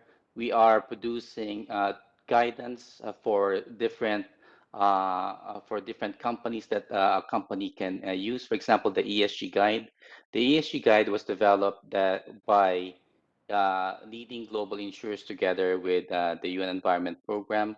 It gives, if you look at it, it really takes the best out of sustainability frameworks that we've seen out there in the global insurance industry, and it simulates it in a way that any company who does not have an ESG strategy for its insurance business can actually kickstart that process through this guidance. That's one example, and it's the most holistic one and the most comprehensive one that exists in the market today. So if you are a company, if you're looking for guidance on ESG for an insurance company, look at that guide. It also shows you how ESG risks have been, we produce heat maps there, which show how ESG risk manifests itself across different lines of insurance business and across economic sectors. And it goes beyond climate change. It covers biodiversity loss and ecosystem degradation. It covers human rights and insurance transactions, and it also covers governance issues like bribery and corruption in the context of insurance transactions. That's one. There's others there. The TCFD pilot that we did is an example of another useful guide that will help you as an insurance company understand how scenario analysis could be applied in the context of insurance portfolios. This is really quite a new concept. Disclosure is not new, but applying climate change scenarios and its impacts on insurance portfolios is quite new, and it's quite sophisticated, given that there's different scenarios that you can use, and understanding beyond physical risk of climate change is something, and particularly the transition risk is also something where we believe insurance industry can do a lot more, and that's a guide that exists for our members as well, and for the public good as well. And we have had even more specific guidance on very specific issues that are really undermining environmental sustainability there. For example, we have produced guidance for marine insurers and illegal, unreported, and unregulated fishing, which is one of the most destructive and unsustainable practices related to nature and the ocean. We have produced guidance for insurance companies that looks into how they can ensure that they don't insure companies or projects that could damage protected areas like World Heritage Sites. And we also have produced guidance for insurers on how plastic pollution could impact insurance portfolios, both their investment portfolios and their underwriting portfolios. And these are available for members. We are doing webinars on these and capacity building exercises for that. On the life and health question, Adriana, This is a newer topic compared to non-life because many people associate sustainability and insurance to be more about assets affected by storm surge, coastal assets. Life and health, as I said, is a very different agenda. So our strategy there at the moment is to, we have sense check already our membership on what they believe are important issues. But beyond, for example, looking at how climate change could affect mortality, extreme heat, for example. There are other issues that we're looking at on mental health as an issue, antibiotic resistance, for example. If you look at science out there, the World Health Organization is saying that if we don't um, address the overuse of antibiotics in farming practices, the #1 killer by 2050 would be a simple infection that could not be cured because we've gotten our resistance because of the overuse of antibiotics in farming. So these are issues that we believe are important for the life and health insurance industry. There's also a whole financial inclusion agenda that's important across all lines of insurance. And this is something that we are working on with our members as we go along. Thank you very much. And thank you also, of course, to the audience for bringing us your questions. I would like now to invite Yuki Yasui to share with us the principles for responsible banking. Thank you very much, Yuki. Yes, good morning, and thank you very much for the opportunity to participate in JC3. So yes, I'd like to introduce the UN Principles for Responsible Banking. It's something that I think, let me start with the principle 1 and then go back to my slide. So the heart of the Principles for Responsible Banking is about alignment. The principle 1 alignment says we will align our business strategy to be consistent with and contribute to the individual needs of society and goals such as the SDGs and the Paris Climate Agreement or the National Development Sustainable Development Frameworks. Now, I've heard discussions from the earlier sessions about sustainability being a trade-off with profit-making activities, and that that it is a cost to the economy, the cost to businesses, and that at the moment I do see that in the ASEAN countries, a lot of the sustainability activities by businesses is seen as either philanthropic or at best a risk management practice to make sure that you are mitigating your losses. Now, why does a new UN Principles for Responsible Banking, which was launched in 2019, so it is the last and the latest UN principles, talk about business aligning with government goals? A lot of the reaction that I receive is, this is government business, it is not our business to do good for society.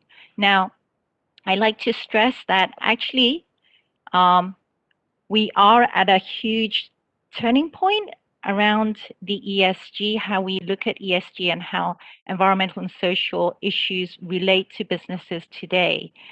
I think it is a really it's a big disruption for the banking sector, especially.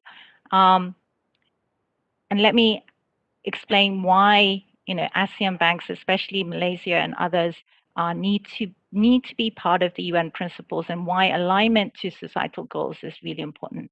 So, as Butch was saying earlier, climate change has become a financial regulatory concern, because the financial regulators have realized that climate change or biodiversity risks, these new risks that are emerging, are not the typical E&S risks that banks used to deal with 10 years ago. So 10 years ago, or we still do today, still grapple with risks like labor abuses, labor rights abuses, or pollution discharge to the river. These things can be controlled and managed, and in the worst case scenario, the bank can decide to move that out, not have business with the client. But climate change and biodiversity and all these new global risks are different. It is global and it is systematic. No one person can actually manage that risk away from their portfolio or their business. And so what's happening is that you are seeing, first of all, the regulators, the financial regulators saying, you need to understand your risk first. But then they're starting to say, actually, once you understand your risk, you now have to start providing and being part of the solution, because there is no actual way out of this new risk. The only way out is to be part of the solution to combat climate change and to bring our economy to a net zero society. So this is where I think banks in Malaysia and other banks in the ASEAN are struggling with, because you're kind of caught in a rock and a hard place, as it were. Because on the one hand, you have financial regulators that are pushing you towards that. You are now hearing from not just the EU, but the US administration, China, and then in Asia, Japan and Korea, all announcing their net zero commitment by 2050 or 2060 in the case of China. But at the moment, your enabling environment nationally is not the same as China or the US. So you have clients that are part of the global supply chain that is starting to get concerned, but at the same time, your enabling environment is still quite weak, regardless of the Bank Negara Malaysia's strengthening of and capacity building of Malaysian banks to start to look at these risks. So what the principles do, so let me go back to the principles, is that we are providing the tools for banks to be able to once they understand that alignment is something that is not just that SDGs and the Paris Climate is not just about philanthropic or CSR type of nice to say things for businesses, but that it's actually something that is really changing the way our economies are going to be operating in the future. Think about it. If the US or China or EU is serious about net zero, we're going to see industries grow without carbon emissions, that they are decoupling. The economies of these countries will be trying to grow without relying on carbon to grow its economies.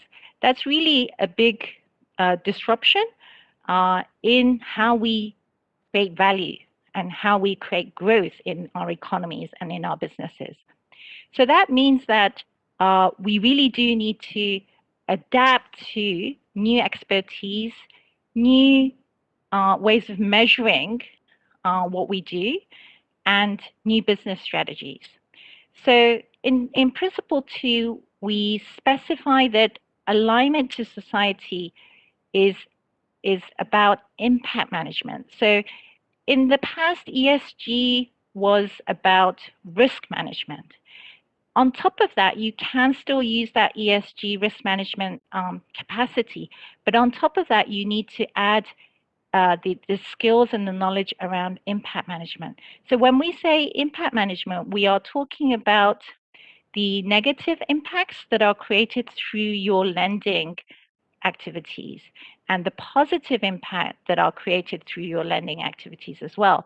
And that we try and measure the overall impact that your lending portfolio is having, and that we think that this is a source of competitiveness for your bank to be able to say that you have more positive impact than negative impact, and that you are shifting your portfolio to be in alignment with the Paris Climate Agreement or in the SDGs.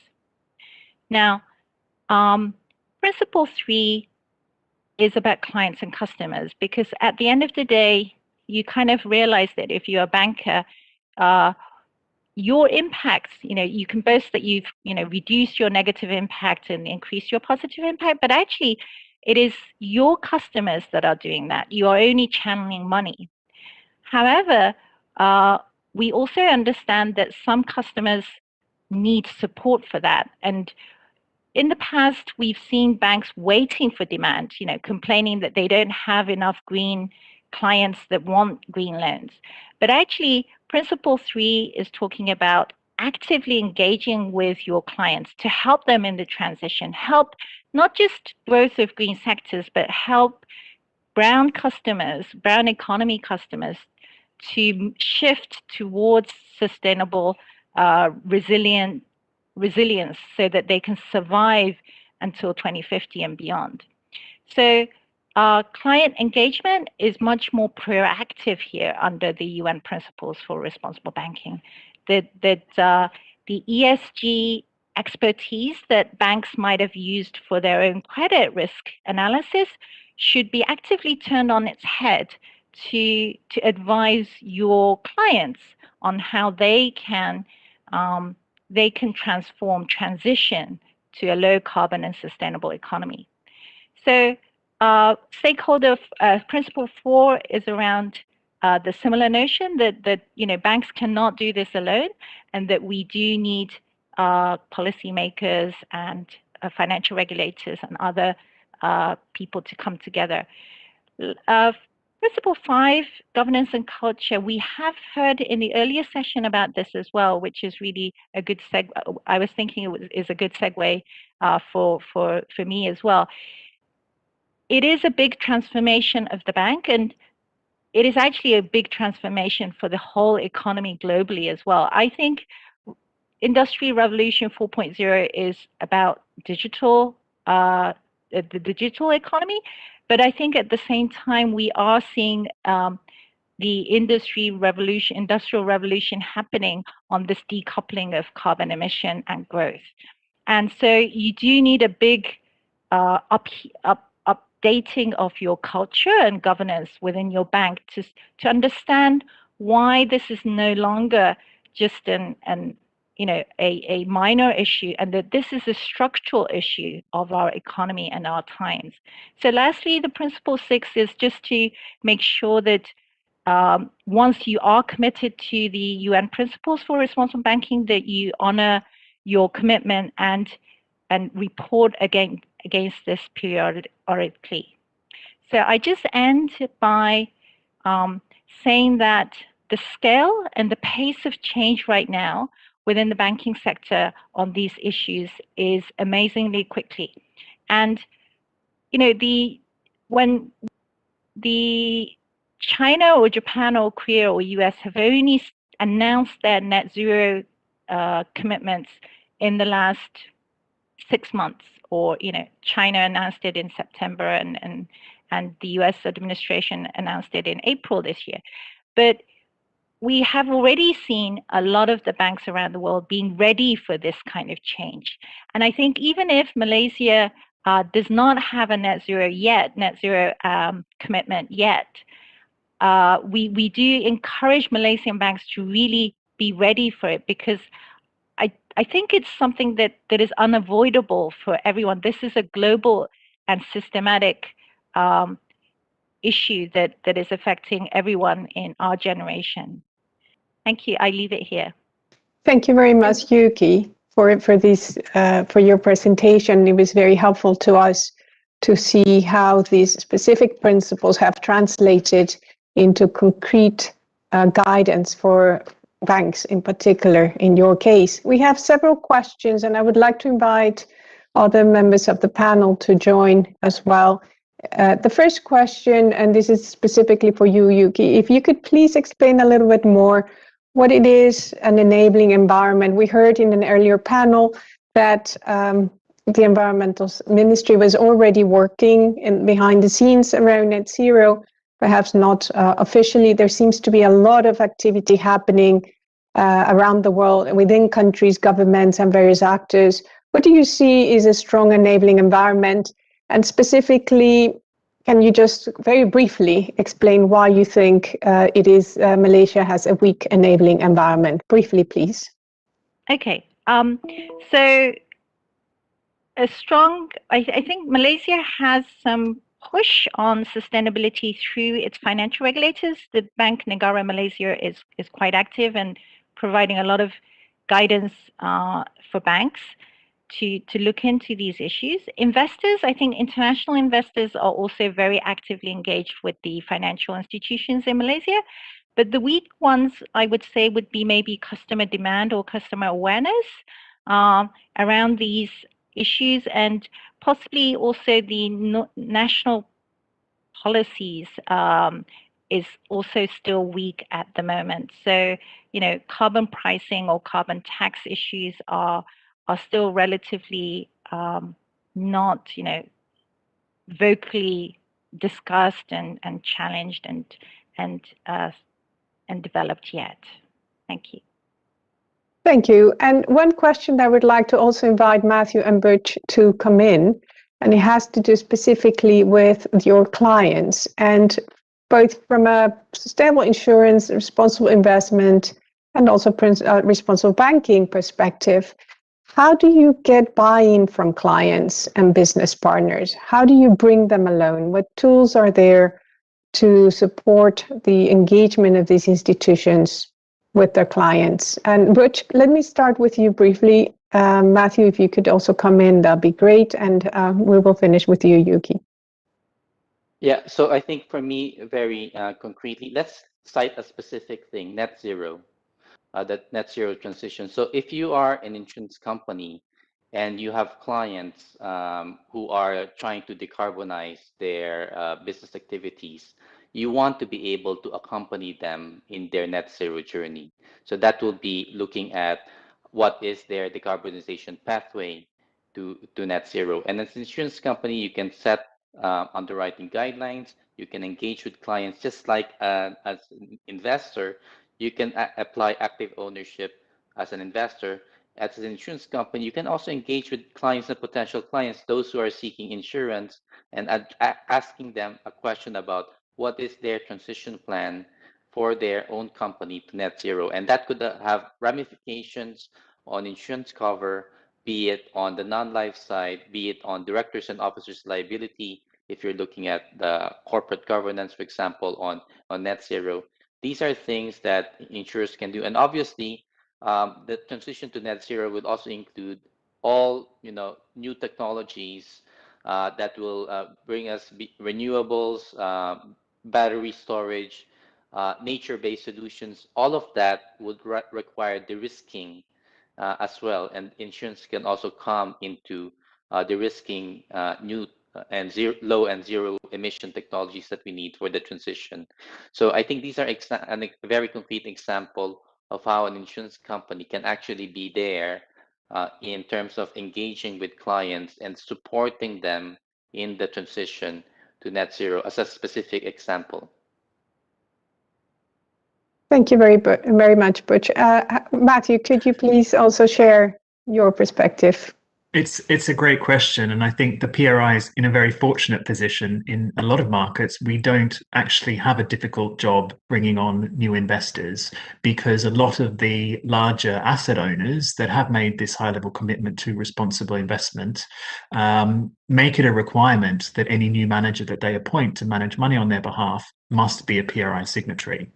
And that PRI is kind of the baseline standard that investors, particularly investment managers, need to demonstrate if they are to be entrusted with assets by the asset owner.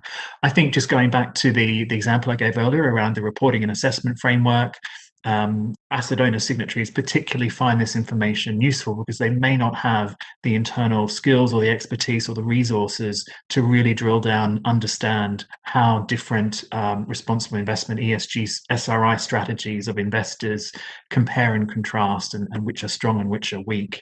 So there's very real benefits to large asset owners to join the PRI, to have access to these kind of assessments. If they didn't have that, they would have to, possibly use a consultant like a Mercer's or a Willis Towers Watson and pay a substantial fee for access to their manager research and their manager assessments to make these decisions. Thank you very much. And Yuki, what is your view in terms of how to engage with clients and business partners? How do you get their buy-in? We've seen that a lot of our principles for responsible banking signatories have really strengthened their advisory service around sustainability. They could be competing with the traditional sustainability advisors, but I have seen that I have heard from banks that their top sales people in the bank are very well knowledged on SDGs and Paris Climate Agreement, and they are really helping the clients to navigate and to build their business strategy together. At the PRB level, what we are doing is providing a lot of guidance around target setting for banks at the portfolio level so that they have a goal and benchmark where they can strive towards it at the corporate level or the portfolio level. And the banks will then have to create their own strategies to get to that target. So we have many goals around target setting, around climate change, biodiversity, gender, financial inclusion, and financial health, and we will be increasing these guidance to banks. Thank you. Thank you. We have a few minutes left for our panel and very many interesting questions. I want to thank the audience and apologize in advance if I cannot cover those.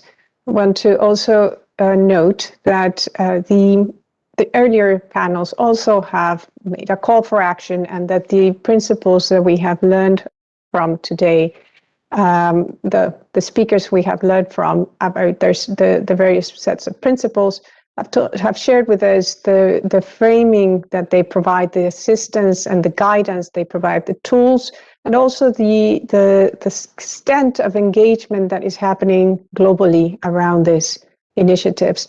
I want to ask one question. There was a reference earlier from David Attenborough saying that the finance sector has the fate of the world in our hands, and that therefore we must act as a call for action. And all three of you have said that these initiatives have many signatories, and it's driving significant change. I would like to ask, there's also the question of what would be for you, very briefly, your call for action to those institutions currently in Malaysia, in the Asian region, to join your initiative? What would be exactly your key message to them? What steps can they take? What would you highlight? And I would start with Yuki first, please. Yeah, so I received a similar question in the chat, so I just responded. But I think the biggest block right now facing Malaysian banks is that environmental and social issues are still seen as a cost to the bank rather than a source of competitiveness and growth. And I think that really needs to be still further looked into by each of the banks to really understand that things are really changing very rapidly around this space, and that we need new thinking and new action around this. So I hope the principles for responsible banking will help the banks to set their framework and restructure their bank using the PRB. Thank you. Thank you. And Butch, can I give you the word, please? Financial markets underpin the real economy, so that means lending, insurance, and investment. And so if you are an insurance company, all of the PSI is really a way for you to engage. It's a learning by doing exercise. No one has the perfect answer on this, but you need to be ahead of the curve, because all of these issues are going to come from investors, from regulators, from clients at one point or another. And the basic issue on why that is coming in a very clear and unavoidable way is simple. If you really look at the big picture, the two foundations of everything on this planet are under threat. That is, one, a stable climate, and two, a rich biodiversity of life. And on both counts, science is telling us that the world is under threat based on those two agendas. And that's the reason why there will be a major shift in thinking on these issues, both from a risk side. And if you really look at the trajectory going forward, it will also show a massive opportunity for insurers in terms of future risk pools and insurance markets there. So there's a golden opportunity that you can see there, not simply about risk management, but really seizing the transition to a more sustainable and net zero economy. Thank you very much, Butch. And Matthew, please. Building on Butch and Yuki's comments, to put some of this into concrete steps, my call to action for all financial institutions, but I think particularly investors, is to get your governance right. Upgrade your governance for the transition to a low carbon economy. That starts with the board and board oversight of these risks and these issues, because they have the potential to bring your organization down. They create legal risks, regulatory risks, and this is something that the board really needs to have oversight of and to own. And so you could start with climate change, start with the TCFD framework, where there is plenty of guidance and examples of what investors should be doing, and build out your capabilities from there. Thank you very much. I want to thank the panelists for a very valuable shared information. I think doing good is good for business, and there are tools and resources to change finance, and these principles that we have heard of today are very much those resources, those frameworks that can guide action for financial institutions. Once again, thank you so much for joining us today, and to our hosts for conceiving this panel, which I think has been tremendously valuable for all of us. It's been my pleasure.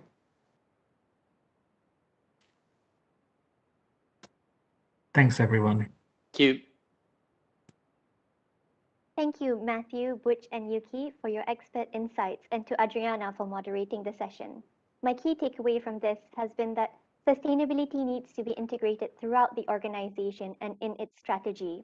It can't just be seen as a philanthropic or just a risk management exercise, because the economy of the future is one that is based on the growth of sustainable industries. All morning, the message has been to act now, and that must seem quite daunting. But I hope that this panel session has allayed your fears. As you have heard from our panel, there is a lot of support through industry groups and a wide range of resources out there. If you are a financial institution wondering where to begin on your sustainability journey, you may find it beneficial to sign up to these principles, or at the very least, do your best to align with them. I hope you have found this morning's conference sessions informative. I would like to invite you to fill up the feedback questions that will appear on screen now.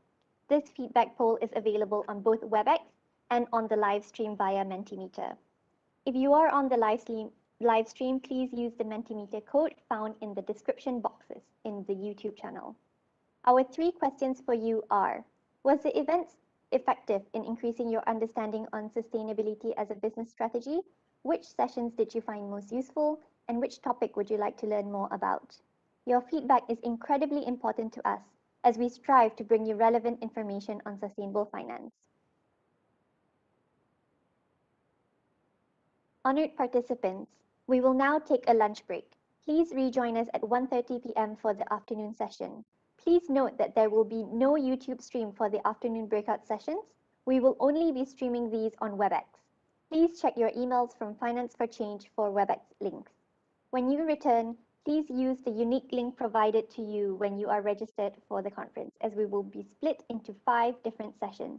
Our first 4 sessions will cover risk mitigation and positive impact finance for 4 different groups: institutional banking, consumer banking, asset managers, and insurance and takaful.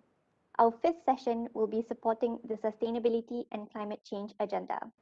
And if you missed the video message from the Governor of Bank Negara Malaysia, Datuk Nur Shamsiah, this morning, please tune in as we will be playing the video during the lunch break. And if you are sharing your views about sustainable finance on social media, keep tagging us on social media with the hashtag Finance for Change. Thank you for your attention, and I hope for your continued support in the breakout sessions this afternoon.